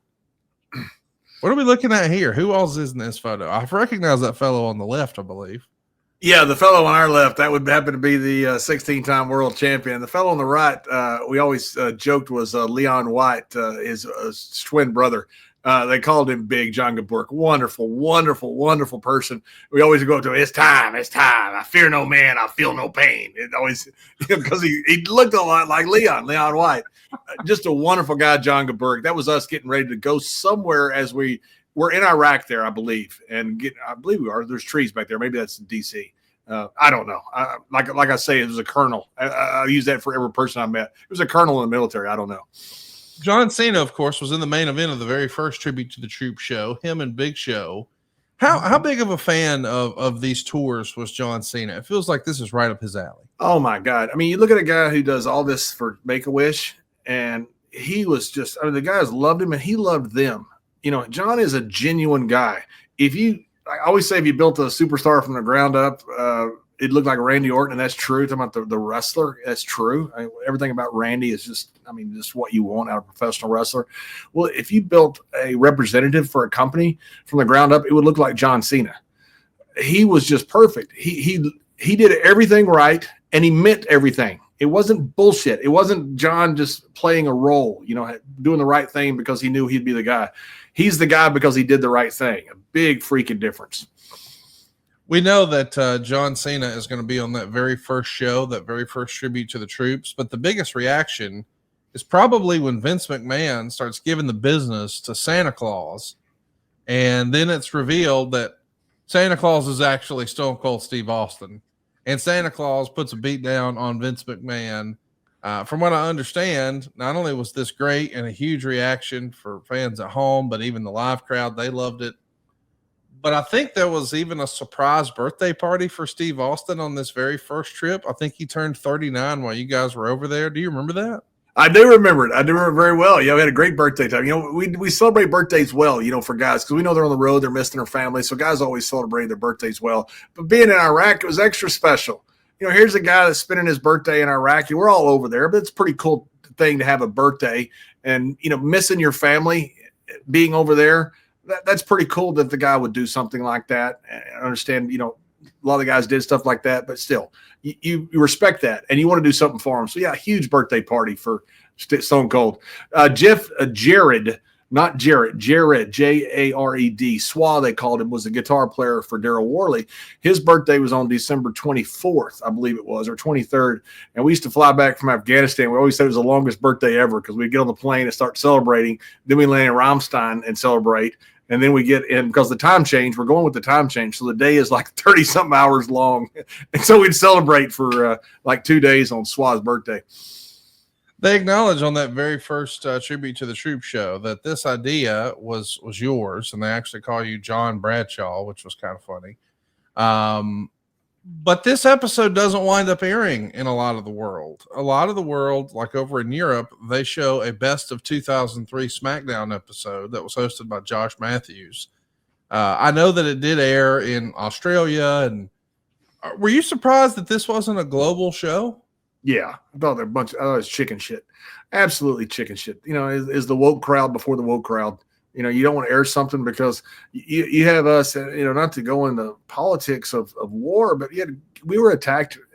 Innocent people were attacked in a building, and a war starts. You can argue about going into Iraq, whether it was justified or not with the weapons of mass destruction that were not there, that I think they thought at the time they were. You can make all kinds of arguments about that. But this war, in my opinion, was a reaction to what happened to us. And for people to not air that, come on, man. The Bob Hope USO special used to air everywhere. This was not political. We were not saying we're in favor of anything. We're saying we're in favor of all of our people that are over there, and not just our people, talking about the Americans, but talking about the Brits, the Aussies, anybody else that was serving there. We greeted every soldier there was. We didn't stop at the French or stop at the Germans. We greeted every single one of them the same, because we wanted to lift their spirits at Christmas. We flew thousands of miles into a real horrible place and spent time in not really great conditions away from our families too. Now those guys their service is way beyond anything we ever did, but to not show this, I just thought it was cowardly. We got to talk about some of the good stuff that you guys did over there. We've got a lot of different photos here, and I know that you weren't just there to entertain the troops. You did some other pretty important, pretty special stuff. Let's take a look here. Yeah, that was right when we got back. Me and Ron did. It's one of the actors from Hollywood that was with us. Kerry Turner was there that day too. And they invited us down to the Pentagon to lay a wreath on the tomb of the unknown soldier. And man, when you sit there at Arlington Cemetery and you see all those heroes, graves out there, and you realize you're laying a wreath on the tomb of the unknown soldier, and how I don't know, prestigious is the right word, but how much honor there is to do something like that. Man, that was emotional. I mean, that was one of the greatest days of my life. And I say great. It's very somber. But to be able to do something like that, I grew up a fan of Audie Murphy and Private York, and John Wayne playing all of the great characters in the war movies. My father served, but not World War II. My uncles all served in World War II, and so this meant a lot to me. And standing there when they played taps, bro, I couldn't hold it in, man. I was like, I'm bawling like a baby, man. This was unbelievable. This was one of the cool. You can see it's raining there. It was, not a great day. I could care less if it was snowing. I could care less if it was an earthquake. I could care less if it was on fire. I would have been there. That was a really cool moment to do. And not only do that, but do that with my best friend, Ron Simmons. I know that this was a special and important trip to you, but I know that it also meant a lot to some of the other people who weren't in-ring performers, guys like Michael Cole. Can you tell us about Michael Cole's experience? Yeah, Cole has a medal for being under fire. As we say, too bad they missed. It could have been a lot better. We'd give a medal to the guy who shot him. But yeah, Cole is a legit reporter. Before he got in, he was working for CBS. He has some great stories about covering the Clinton campaign, especially down in Texas. Michael Cole's a wonderful human being. And I love Michael. I love giving him a hard time as well. But Michael was over there, and they got I don't know if they got mortared or hit. I don't know what the technical term for it was. They almost got their ass blown up is what the technical term is. They got hit by something right where they were, and he was there with one of the young ladies, production assistants or whatever it was. Of course, the story was that Michael Cole, according to Vince, was hiding under the car while the lady did the whole report, and Michael was crying. That's not quite true. In fact, it's not true at all. That's just the story that Vince loved to say to Michael. Michael was actually under fire and got up, and just like a war reporter, got up and did his duty, sitting there and, didn't know what was going to happen next, didn't know if the next one's going to get him or not, but he got a medal for bravery, which is pretty cool. Michael, Vince loved to pick at Michael, I think because he liked him, but Michael was an absolute, is an absolute stand-up dude. Well, you were a stand-up dude for helping line all this up, and boy, you had a lot of fun doing it. We've got one of the sillier photos ever taken of you. I want to give everybody the visual here of you in this full get up. I'm going to read to you exactly what Dave Meltzer said here. JBL did one of his most entertaining promos ever, where he pretended he was scared to death and acted like he didn't want to be there. He was covered up head to toe like a beekeeper with a cowboy hat on top.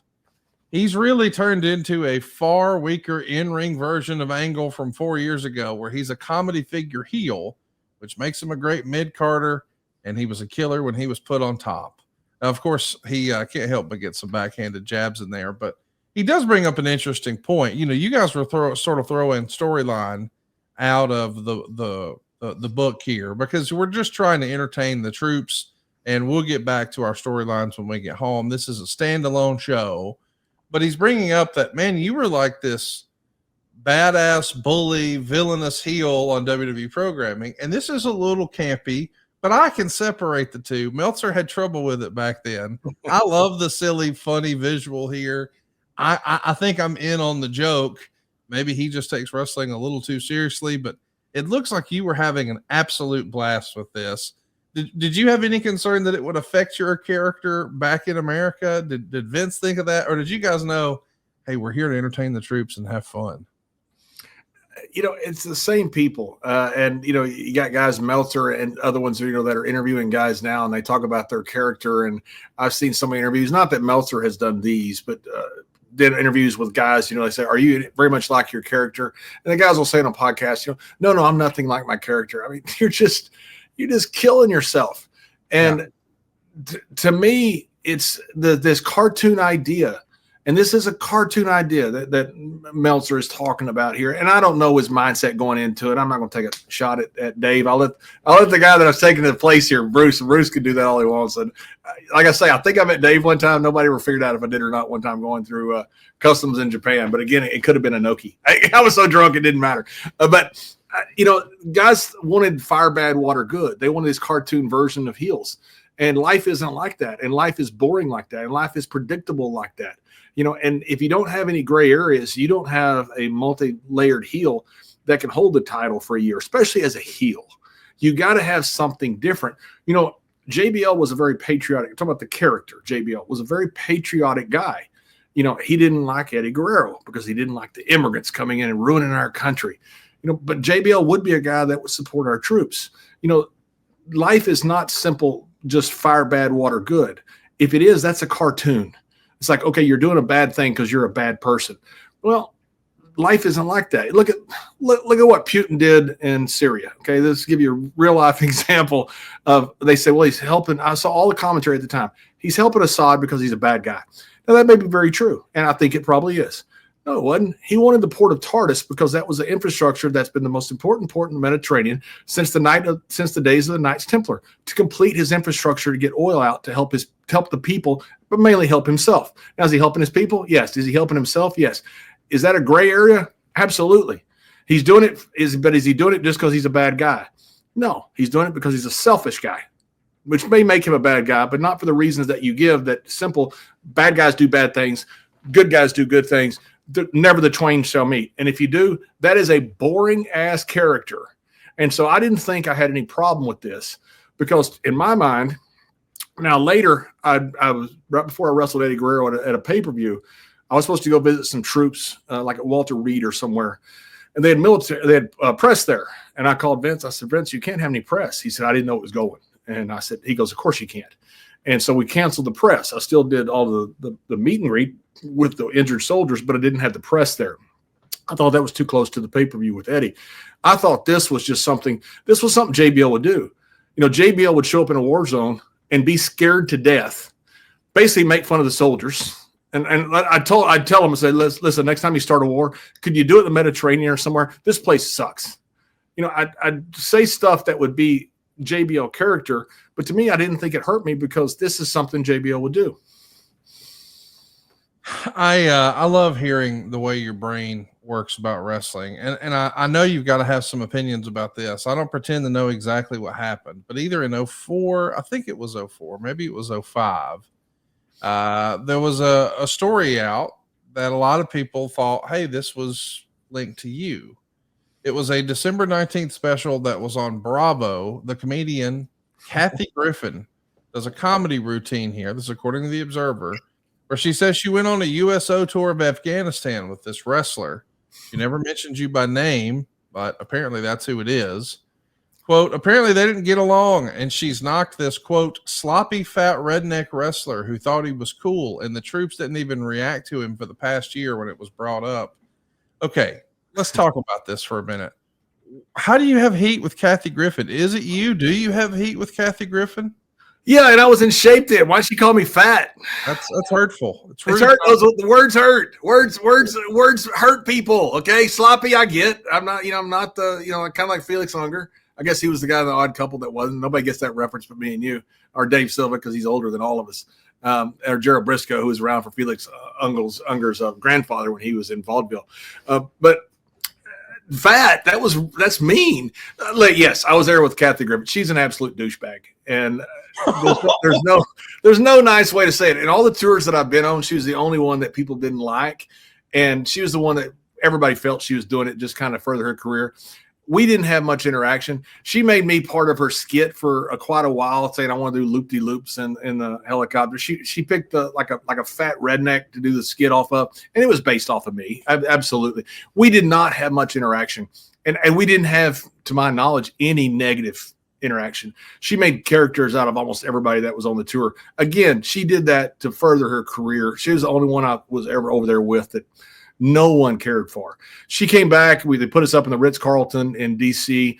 There she is. She tried to stick the military with like a week stay in the Ritz-Carlton. What I was told by the military. And of course, they wouldn't let her do it. I mean, she would stay to herself. She didn't like greet soldiers. She would do like her performance. And, we can argue about who had a better reaction. I can assure you it's not some past middle-aged comedian nobody ever heard of. Let's talk about but I will say this, her saying that stuff, I had no problem with it. She was doing stuff, and it's like one of those things, get my name right. I don't care. It's those things happen. We mentioned the whole Rob Van Dam was hesitant to go. That was a narrative that was all over the newsletters. There was also one about Luther Reigns. Do you remember hearing that maybe he was hesitant to go? I don't think Luther went, but I don't know the reason behind any of it. And, I've heard stories that the guys got punished afterwards, and they very well could have. I don't know that. I don't know. I was told it was all voluntary, but I wanted to go. I created it, So I don't know. I don't know the dynamics. Jonathan Coachman said the same thing, that he didn't go. He had gone before, but didn't go again because of a family, and he said he was punished because of it. Very well could be true. I'm certainly not going to dispute anything he or RVD or anybody else says. I just think it's interesting, the whole voluntary, not voluntary thing. And then you hear from people like Lillian Garcia, who I think was thrilled to be there, right? Absolutely. She loved every bit of it. From what I understand. I mean, I saw her there. I was with her the whole time. And she did a great job. She would sing everywhere we were. She would sing impromptu. Lillian did a wonderful job with the soldiers, and they loved her. She really got over well with them. I think her military was, her family was military, so she had a real tie to the military. And Lillian was a huge addition to our show. That rendition on 9/13, the first mass gathering, was one of the greatest songs I've ever heard sang in my life that she did down in Houston. When you think about, these trips that you made, do you remember there being any particularly close calls? I know there was the perception of the close call where those smoke bombs were going off, but it wound up being your bombs. Do you remember there being any other close calls that? I don't know. And I don't want to, get into, I don't want to rewrite history and say we were in danger. We were in a war zone. If they could have killed us, they would have, but we were surrounded by the greatest military in the world. And I never felt like today I could die. We got bombed at a lot of different places, and I don't know how close they were. I remember sitting there one time watching a firefight just outside the fence, and you could see the tracer bullets going back and forth. And I remember thinking, man, people are dying right here in front of me. And, I don't know how far it was. Maybe it was half a mile. I don't know.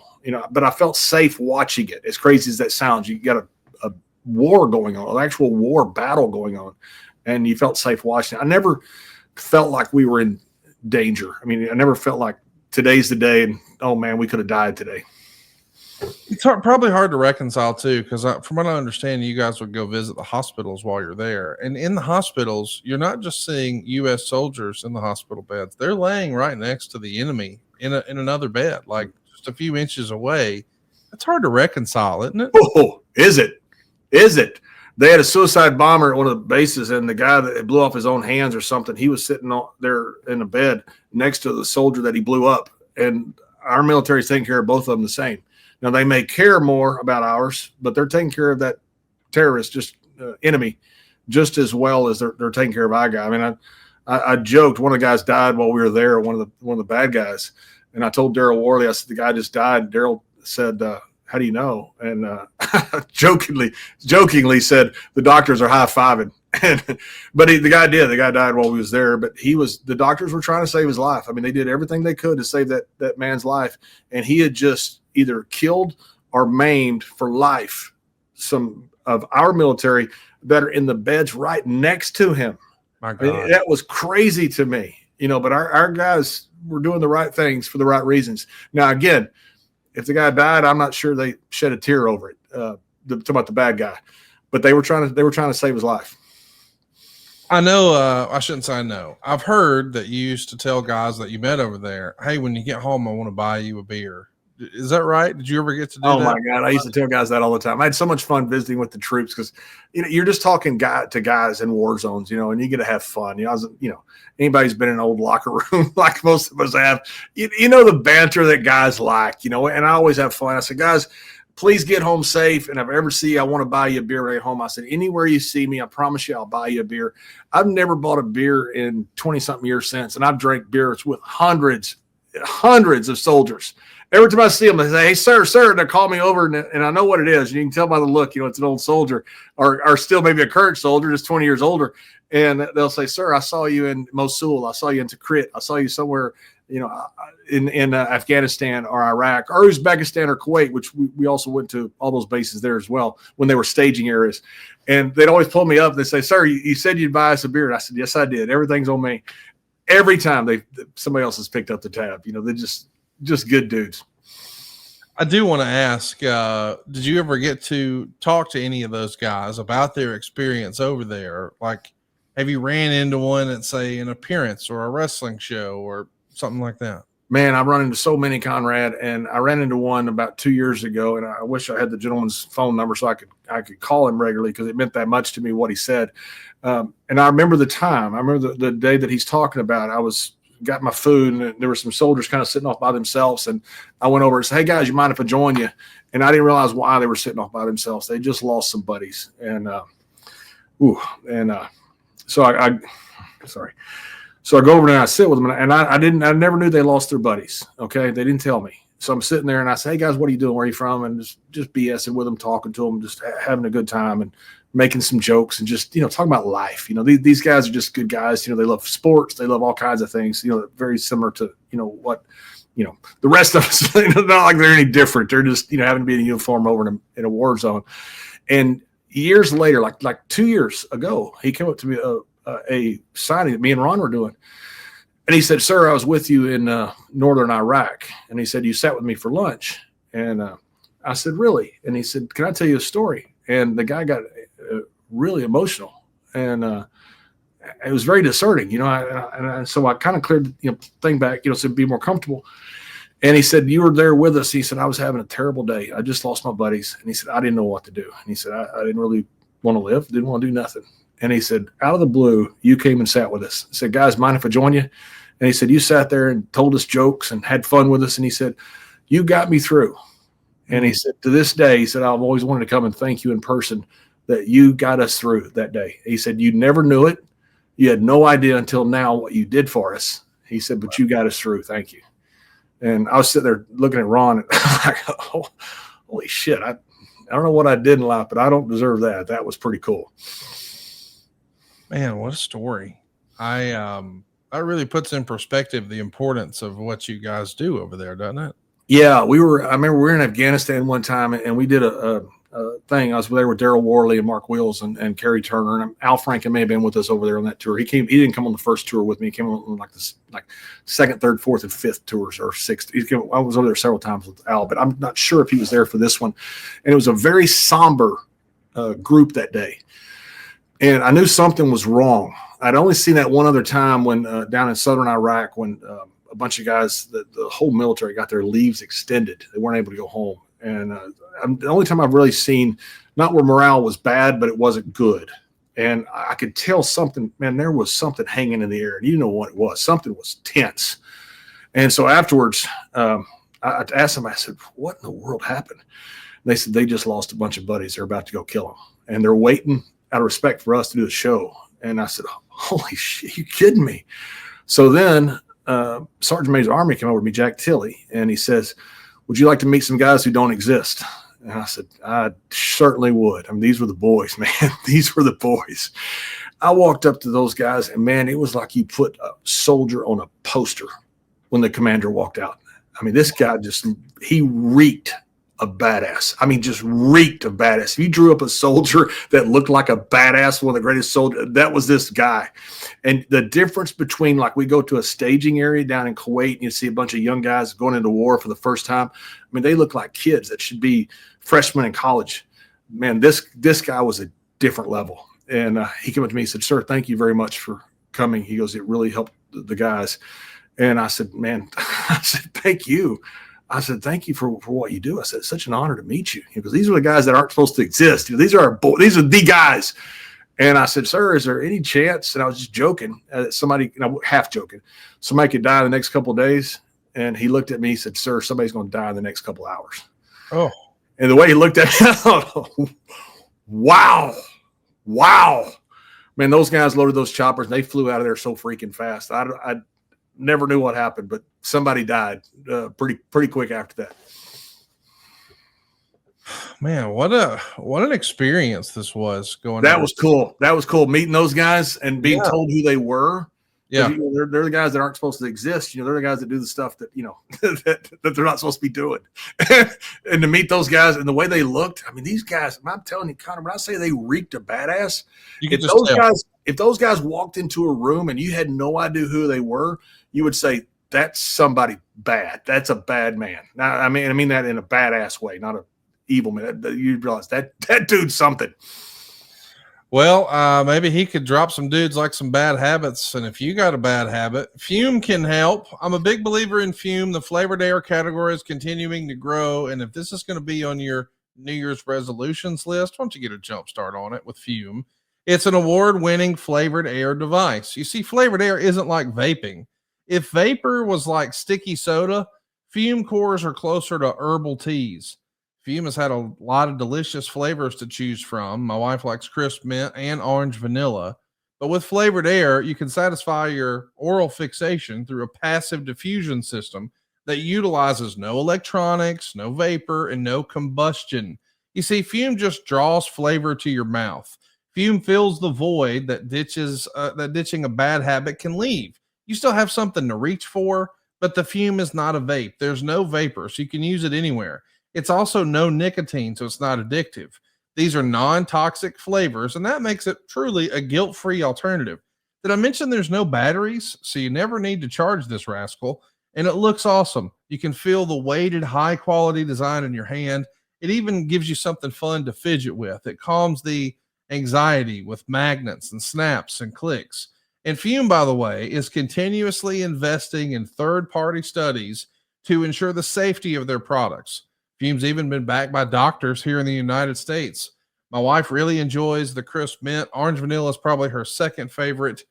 I'm a big believer in Fume. It's really helped her. It's going to help you too. Fume has served over 300,000 customers, and you can be their next success story.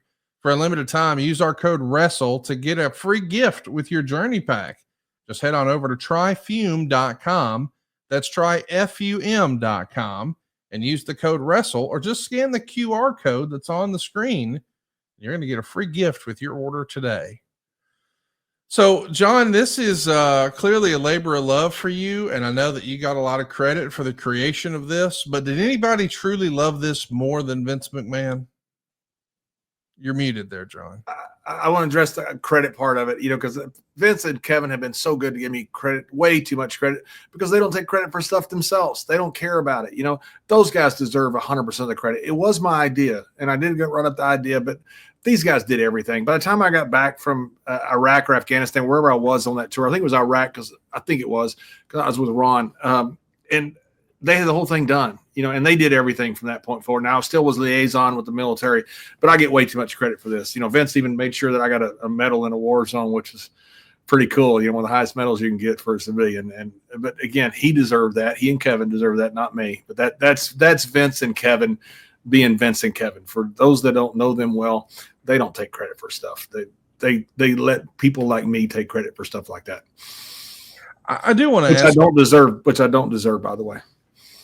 One of the crazy things is no matter where you land politically or what you thought of his run or his reign or his campaign or his politics or any of that, while he was the sitting president, we heard from George Bush on a WWE program about the tribute to the troops. And I know that not everybody listening to this is a Bush fan. I'm just saying, when a sitting president is appearing on your program, man, it's got to be the sort of PR that Vince was looking for. So I know he has a passion for the troops. I know he considers himself a patriot. He prides himself on being this great American and all that the American spirit embodies. But when you've got the president on the show, like, that feels like this is like Vince's dream come true. Can you believe it? I mean, we're wrestling. I mean, guys, you can't overstate how bad wrestling was perceived when I started. Yes. You know, it was like the carnies. It was like bingo halls, even though it wasn't. You had 93,000 people in the stadium back in 86 or 85, whatever it was, WrestleMania 3. But still, it wasn't perceived that way. People wanted nothing to do with it. And now you've got a sitting president that's talking about how great it was for the wrestling. I mean, it's absolutely incredible. It was such a landmark event and such a cool thing for WWE to be a part of, something so cool that, man, I got to visit the Pentagon. I got invited to the White House. I mean, it was so cool. The fallout from all this. I was at a party up here in DC just a couple years ago, and President George Bush was walking by, and I got up and I said, President Bush, I said, I'm John Layfield, I'm from East Texas, where he had a place down there where we went fishing. And I said, I got to meet you in the White House over the tribute to the troops. And I thought he was blowing me off. And he said, I'm sorry, I've got to go do something. He goes, I'll be back. And he walked off. And I thought, man, I just felt like such a dick. You know, I thought, God almighty, man, I got up, thought the president would stop for me, former president. He did have something to do. He came back, searched me out, and sat with me for the next 20 minutes and wanted to talk about tribute to the troops and about fishing in East Texas. And it was really incredible, you know. And again, not getting political about the job he did as president, but as far as being just a nice dude, a nice guy. I certainly feel that way about him. But he also was proud to be on the WWE show, which tells you something about how far WWE had come from those dark days. And I say dark days where it was perceived as something that you didn't want to be part of. Man, I don't know what I expected when we were talking about the tributes to the troops shows, because to me, I'll be honest, I've never been. I've never had that experience, and I'm thankful that, you know, people like you and the others with WWE were able to entertain the troops. But as a fan at home, I don't think I was really able to contextualize what a big deal this was until we're talking about it right now. Are there any other fun, happy memories or scary times or any other stories you want to share? Well, I'll tell you what about the Obama Osama party. I was trying to find the picture before we got on. We were coming back from Winnipeg to Minneapolis, and the pilot announced us. We're on a private plane, WWE private plane, and flying us back. And the pilot announced folks were bombing Osama bin Laden. So we had a big Osama party, and we got a picture that's out there on the internet. I couldn't find it. Hopefully somebody will. Hopefully Dave Silva will, before the show airs or edited later. People just find it, that we had this huge Obama Osama party because we were so excited about it, because after living through 9/11, you wanted revenge. And I know people, you know, that's not the woke thing to say, and I don't care. I wanted revenge, and I'm glad we got it, by the way. And so we had this huge party. So let's take a picture to commemorate the event. And Kurt Angle says, wait a minute, guys, wait a minute. We can't drink beer and kill my gimmick. I'm a gold medalist. And if a gold medalist tells you to do something, you do what the gold medalist says. He goes, everybody get a carton of milk. So we went through and rated like all the milks. Everybody has a carton of milk. Me and Stone Cold Edge, I think Matt Hardy was there, Kurt Angle, bunch of guys. We're all sitting there pretty much in the bag. We got our carton of milk up that we took for this famous, at least famous to us, photo, that Obama Osama party. What a great story. I hope we can find that photo. I did. Man, I've had such a great episode, and I know it's Christmas. I hate to even bring this up, but I do feel like it'd be disingenuous if we finished the show and we didn't acknowledge that we heard some pretty bad stuff that I think maybe happened on this trip in the last year or so. A pretty sad story that we heard posthumously about Ashley Mazzaro's experience. I don't know exactly that was around a tributes to the troop show, but I would kind of think it was. We don't have to run through all the allegations. I know that it's Christmas time, but people who have followed this story closely understand what we're alluding to. Did you hear about that at the time, or when do you find out about what her experience was? Yeah, they're horrific allegations, and I hope they weren't true. I have no idea if they were true or not. You know, none. I don't doubt Ashley at all, by the way. So I had no idea. Again, it's like the Al Franken or any of these other things. I was there for a lot of it. And I was on the plane ride from hell, and the worst allegations. I was asleep. Thank goodness during. If something happened or didn't happen, I have no idea. I was there for a lot of it, and thank goodness I was not involved. I was involved in enough, and believe me, your researchers that research this stuff points out every one of things that I was involved in. I think they love doing that. But I used to ride back with Ashley when we fly back with Vince and the WWE. She lived in New York, so in Westchester, I take a limo back. Vince will give us a limo to go back, and they drop me off first, and she lived further down in New York, so you go second. I remember my wife telling me later, said, you're driving in every night with a girl that's been on the cover of Playboy. And I just, and it wasn't like I didn't know she was a wonderful, beautiful lady. She's young enough to be my daughter. And that just, it never even occurred to me. And I'd always talk to her about her life. It just never occurred to me that, that, hey, I'm going over to the Playboy Playmate, which she was technically, technically she was. But, I never, that's not something she probably would discuss with me anyway. And so I can't draw anything from that other than me and Ashley were good friends. And I used to fly, all the time, with WWE playing. I never heard anything, come out like, hey, this came out, this had happened or this had happened. I didn't hear it on the tour. But again, that's not something that you would probably hear about, unless somebody had witnessed it or something. So I don't know. I wish I could give you a better answer, but I didn't hear any of it. And I hope that it's not true, but I don't doubt Ashley. I don't doubt anything that was said. I have no idea what happened. Yeah, to be clear, I don't think you were even suggesting that you challenge her testimony or you question whether or not she was being truthful. You're just saying you hadn't heard it, and that's right. I hadn't heard it. Didn't happen to anyone. That's right. Mm-hmm. It wasn't, and I want to say I hadn't heard. It wasn't common knowledge. Yeah. So if people had covered it up, and I don't doubt that happened. I'm not throwing shade at anybody. I had no idea what happened. I didn't hear any of it. I didn't hear hey, somebody claimed this had happened. I didn't hear a hint of it. Now that doesn't mean it all didn't happen exactly as whoever said it was. I don't know who put out the allegation. It was Ashley or somebody else. But I didn't hear any of it at the time. Well, my heart goes out to Ashley Mazzaro. We were supposed to have her at StarCast too, and unfortunately, she was a great girl. She was left. A fun girl. I really liked her. I used to ride with her a lot, coming in because we both lived in New York. She was always so nice, tell me about her life and stuff. We'd have fun. I'd ask her questions about wrestling and stuff, and it was just fun. I hope that people who are interested will take a moment to look at her life and see what her story was. But also too, I hope that they don't immediately jump to, man, the tribute to the troops was a bad thing, because I do think as horrible as that story is and as horrific as it was, the intent behind the thing was to be a good, positive thing for America, for the soldiers, for the troops, for the fans, for the talent themselves. And I don't think anybody could have ever predicted or planned or imagined that something like that would happen. Yeah, and again, Conrad, I don't know all the allegations. I've heard just some of it, on the surface. The way, apparently they were horrific. Whatever it was, I just, when I say I don't know, I'm not dismissing it, and I'm not dismissing how bad it was. I'm just telling you that I was there and I didn't hear people talking about it. But that's not something that you would talk about. That's not something that either side would bring up. So that doesn't give any credence to either side. It just gives whatever my testimony was, that I was there and had no knowledge of it.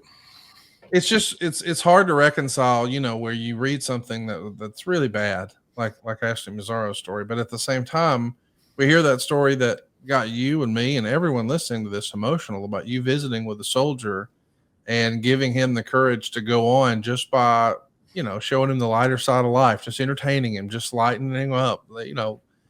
That's such a valuable time, a valuable thing in that moment. It's hard to reconcile it. Much like you said a minute ago, our troops laying inches away from enemies in the hospital beds. We were trying to kill each other a minute ago, and now here we are. The world is not so black and white at times, and I really hate that. But I hope that you guys know that you did a good service for a lot of people who really needed you. And I don't know that I really understood that until I listened to you talk about your experience and all these trips on today's show. Do you think that there were any other wrestlers or talent or personnel or just names we may be familiar with from the wrestling world who weren't really sure about this experience and then were thrilled that they did it? I think a lot were, because I think a lot didn't know, and I certainly didn't know. I mean, they asked me to go to Afghanistan that first time, and man, that was the hairiest war zone I've ever been in. I've been in a bunch of them. It was pretty hairy, but again, I'm surrounded by, special ops and great, the greatest military ever, talking about the combined allied forces, of everybody, not just the Americans. And so I didn't know what to expect. I thought it was cool because, I'd seen growing up watching Bob Hope do it, and thought, man, that'd be so cool to do something like that. And my family has a lot of military in it, but I didn't know, how, if it was safe, it was not safe. I didn't have a lot of hesitancy because I wanted to go so bad, and I wanted to do something for these soldiers, around Christmas time. And I'm sure a lot of people felt that way. When you've landed in combat, and all of a sudden, especially the combat landing scares you to death, because you're coming in. If you've never done it before, man, that thing, it feels like you're going straight into the ground when you come above 10,000 feet and you have to circle down and land in a very short window. You're sitting there going, what have I gotten myself into? This is pretty bad. And then when you're like when the chopper had the accident, and you're going through a neighborhood and you don't know who's who, you don't know what's what when you're doing that. And, it's shocking. I had a lot of different perspective changed. When I first went to Afghanistan, I remember the first briefing we got, and I can't remember who it was that did it. Obviously a colonel, because everybody's a colonel when I tell a story. The colonel, or whoever he was, maybe a general, was telling us about how Afghanistan was ruled by warlords and ruled by different sects, for years. It's why the Russians couldn't ever take them over back in the late 80s, with, Charlie Wilson's War is a movie about, what they were trying to do. And I remember sitting there asking the question, I go, we got no chance here, do we? And he just looked at me and he didn't answer, because we didn't. They weren't used to a centralized government. Whereas Iraq, even though you had Sunnis and Shias and Kurds up north, were used to a centralized government. So it's a complete different dynamic. You had a chance in Iraq. The chance in Afghanistan, that's never going to happen, because of the way the warlords run different parts of the country. They're not used to a centralized government and a centralized power structure. And you start getting perspective like that. You realize the world is not black and white. The world's complicated. And then you hear the sergeant major of the Army tell me the story. He said, man, you go into a person's home and you're looking for terrorists, and if it's a Sunni home, and if you're looking for a Sunni terrorist, they're both Sunnis. Then you go in there, you grab the leader of the household, throw him on the ground, put a gun in his back, and start looking through his house. He's going to hate you the rest of his life. And he may be one of the good guys. And when you start hearing that, you start realizing how complicated this war has become. It's why you should avoid war at all means. I mean, war's not easy, and war doesn't have easy answers. And there's not necessarily just a white hat and a black hat. Very rarely do you have a guy, like Adolf Hitler, that is just a horribly evil person. I would argue about who bin Laden was, but people that follow him, there's a lot of gray areas, and sometimes they're just conscripted. I worked in Europe for a guy who was a former Hitler Youth. He didn't believe in Adolf Hitler. He was conscripted. But if you hear he's a former Hitler Youth, you think, okay, this guy's a Nazi. He actually was. Not by his choice, but you start realizing how gray the world is and how dynamics of global geopolitics, it's why it's just that person across from us, they've got a gun. If you're a soldier, I got a gun too. We're the same person. We're just fighting on different sides. Now, one side may be right, one side may be wrong, but rarely is one side 100% right. Well, how about that, boys and girls? It's a Christmas miracle. We did our Tribute to the Troops show. I learned a lot today, John. I never know what to expect when we sit down and click record, but today may have been one of our more important shows. Anything else you want to share with us about these Tribute to the Troops shows? No, it's just been such a cool legacy, such a cool thing to do. I know there's been some detractors out there, and that's fine, especially the newsletter guys, you don't make money by saying something's great. You make money by appearing smart and saying something's not great. And I get that. And I'm sure some of the criticisms have been legit. But overall, this tribute to the troops, it's been one of the greatest things I've ever been blessed to be a part with. And most people would agree that it has been. As it goes on now, I'm glad they're still doing it. They still call me around and say, hey, would you come back and do commentary for tribute to the troops? And I'm always happy to do it. There's not a big war going on now, so it's not the need for, encouraging guys at Christmas, which was our whole goal then. But I think it's important to carry on. Just let people know that we support these guys. They're out there doing, whether you agree with the war or not, these guys are out there doing their job because they're Americans and because they believe that's the right thing to do, and that's what they're paid to do. And I believe that's worthy of support. A friend of mine told me once who went on a lot of mission trips, and we don't talk a lot of religion here on the show. Of course, we're here to just have fun and play grab ass. But we had a really long talk about his mission work once. And what became clear to me was you won't get it until you go. And I feel like this is probably one of those deals too, where you may have a certain perception of the way it is and the way you feel about it, but then actually getting there and being a part of it and seeing it up close and personal with your own two eyes, maybe it changes the way you feel about it. And it becomes much bigger than a head play and more of a heart play. And you just can't shake loose of it. And that comes through when I hear you talk about it, because I know that there were people who were detractors and people who were critics of this, but I would challenge them and say, they never went, John. You went. And so when you come back and you have this and you want to share it with us, I think we just need to be able to receive it, because we didn't get to see what you saw or experience exactly what you did. And the way you felt about it, or maybe they feel about it with politics and war and all that, that becomes secondary to, hey man, I was there. I experienced it. And I appreciate you sharing that with us today. Hey, let me tell you one other quick thing. When I was there with Sergeant Major of the Army, I used to go on 2 tours. So I'd go to the first tour with AFES, which AAFES, which is kind of like the USO. I guess combination. I'm not sure about the dynamics of the corporate infrastructure, but it's basically USO. And I would stay with the Sergeant Major of the Army, 12th Sergeant Major Jack Tilley, with his group until WWE would come. Then I would stay with WWE. So I'd spend like a few weeks over there. Every Christmas. Some other few weeks, 2 or 3 weeks, I'd go with that group, and I'd stay with WWE at the end and finish up with them. So one day I'm sitting there, and Sergeant Major of the Army is Jack Tilley is going down to a base down in southern Iraq. I believe it's southern Iraq. It was Iraq. And I walked out there, and they had rehearsal for the show that night. Daryl Worley was playing, terrific voice. He and Mark Wills both. And sitting there rehearsing, I got nothing to do. And I said, SMA, I said, where are you going? He was walking across the tarmac. He said, John, I'm going down to a special ops base down south. And he's about to get on a helicopter. I said, can I go with you? And he said, yeah, of course you can. Come on. And he goes, don't you have to rehearse? I said, no, I'm just the MC of the show. I said, my stuff's all ad lib anyway. I said, so I'll just come down. Now, according to Kathy Griffin, it wasn't very good, but that's Kathy Griffin. But I said, I'll come down with you. So I got on the chopper with the Sergeant SMA, go down to the special ops base, get down there. And he says, John, I got to go into a classified meeting. I'll be 2 or 3 hours. He said, will you be okay? I said, of course I am. I'm surrounded by military. I'll be fine. So a guy was sitting there, and he had this like fighting vehicle, the Bradley fighting vehicle. And I said, hey, sir, I said, can I drive your fighting vehicle? And he said, no, absolutely not, against policy. And Sergeant SMA looked at me and goes, what's he going to do, wreck it? So the guy said, yes, sir, let's have some fun. And Sergeant Major said, guys, let him do whatever he wants. So I'm down to the special ops base down in southern Iraq, which no one has ever visited because it's a special ops base. Guys, people don't get to go to these places. And so I'm down there, and I got this fighting vehicle. They go, sir, what would you like to do? I said, I want to fire something. I want to drive something. I want to shoot something. They go, come with us. And so these guys hadn't seen a civilian in months, if not a year or so. I'm the first civilian they've seen. It's right around Christmas.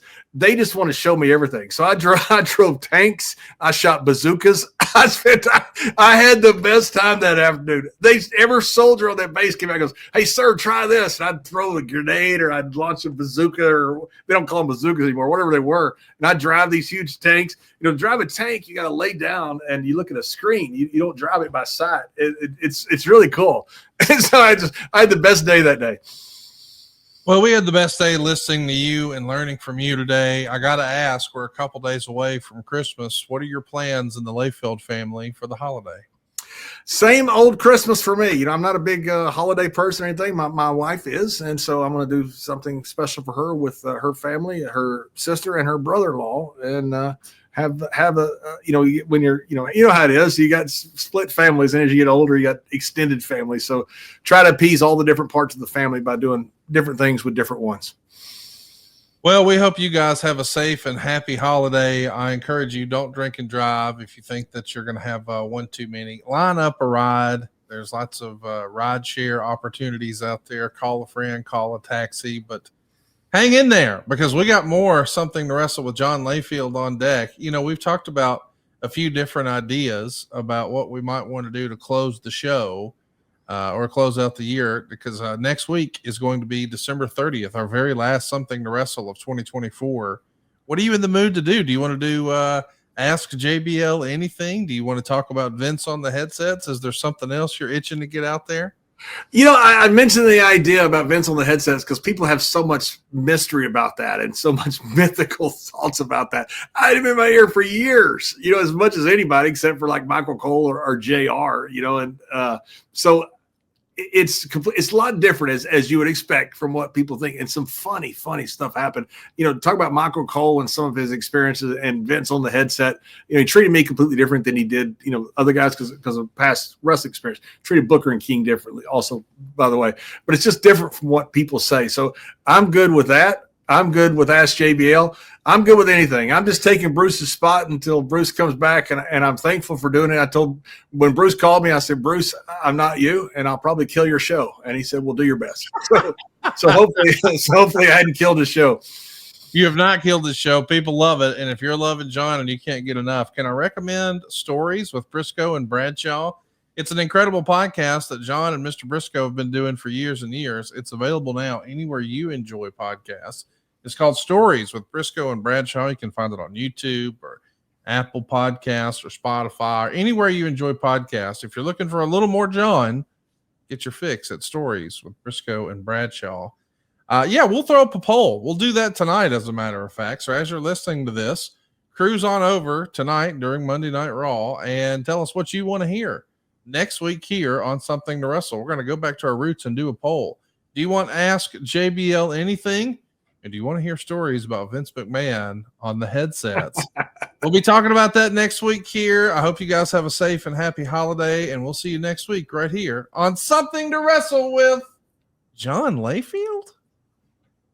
Give the ultimate gift to the wrestling fan in your life this holiday season. The gift of ad-free shows. Head over to adfreegift.com now to purchase an ad-free show subscription for a friend or loved one. The best value in wrestling podcasts with several plans to choose from. Starting as low as just $9 a month. You're gifting early ad-free access to Conrad Thompson's weekly podcast, plus access to the full podcast archive library and access to the Patreon, where you can join the community chat and submit your questions for the shows. Want more? Plans starting at $29 a month get access to over 100,000 hours of other exclusive content from legends like The Godfather, Tully Blanchard, Lex Luger, David Crockett, Downtown Bruno, and many more. Plus, interactive Q&As and watch-alongs with your favorite podcast hosts and Hall of Famers. Let's hear from some of our ad-free show's family members. Listening to podcasts without ads is pretty cool, but listening to bonus exclusive content is even better. AFS has meant so much to me through the moments and memories created. My friendships that I've made so far, it's been one heck of an experience. Not only do you get great content and so much historical information, but you're also part of a community here. Even more so a family. So many different walks of life being brought together by one commonality of wrestling. The community and the family feel with all the members who have been very welcoming. How many places do you get to go to actually interview stars like Jeff Jarrett and Eric Bischoff? When I joined ad-free shows, Eric actually called me to thank me personally. That moment made me realize just how special this community is. And it's a global family. It's a family that I never dreamed of having.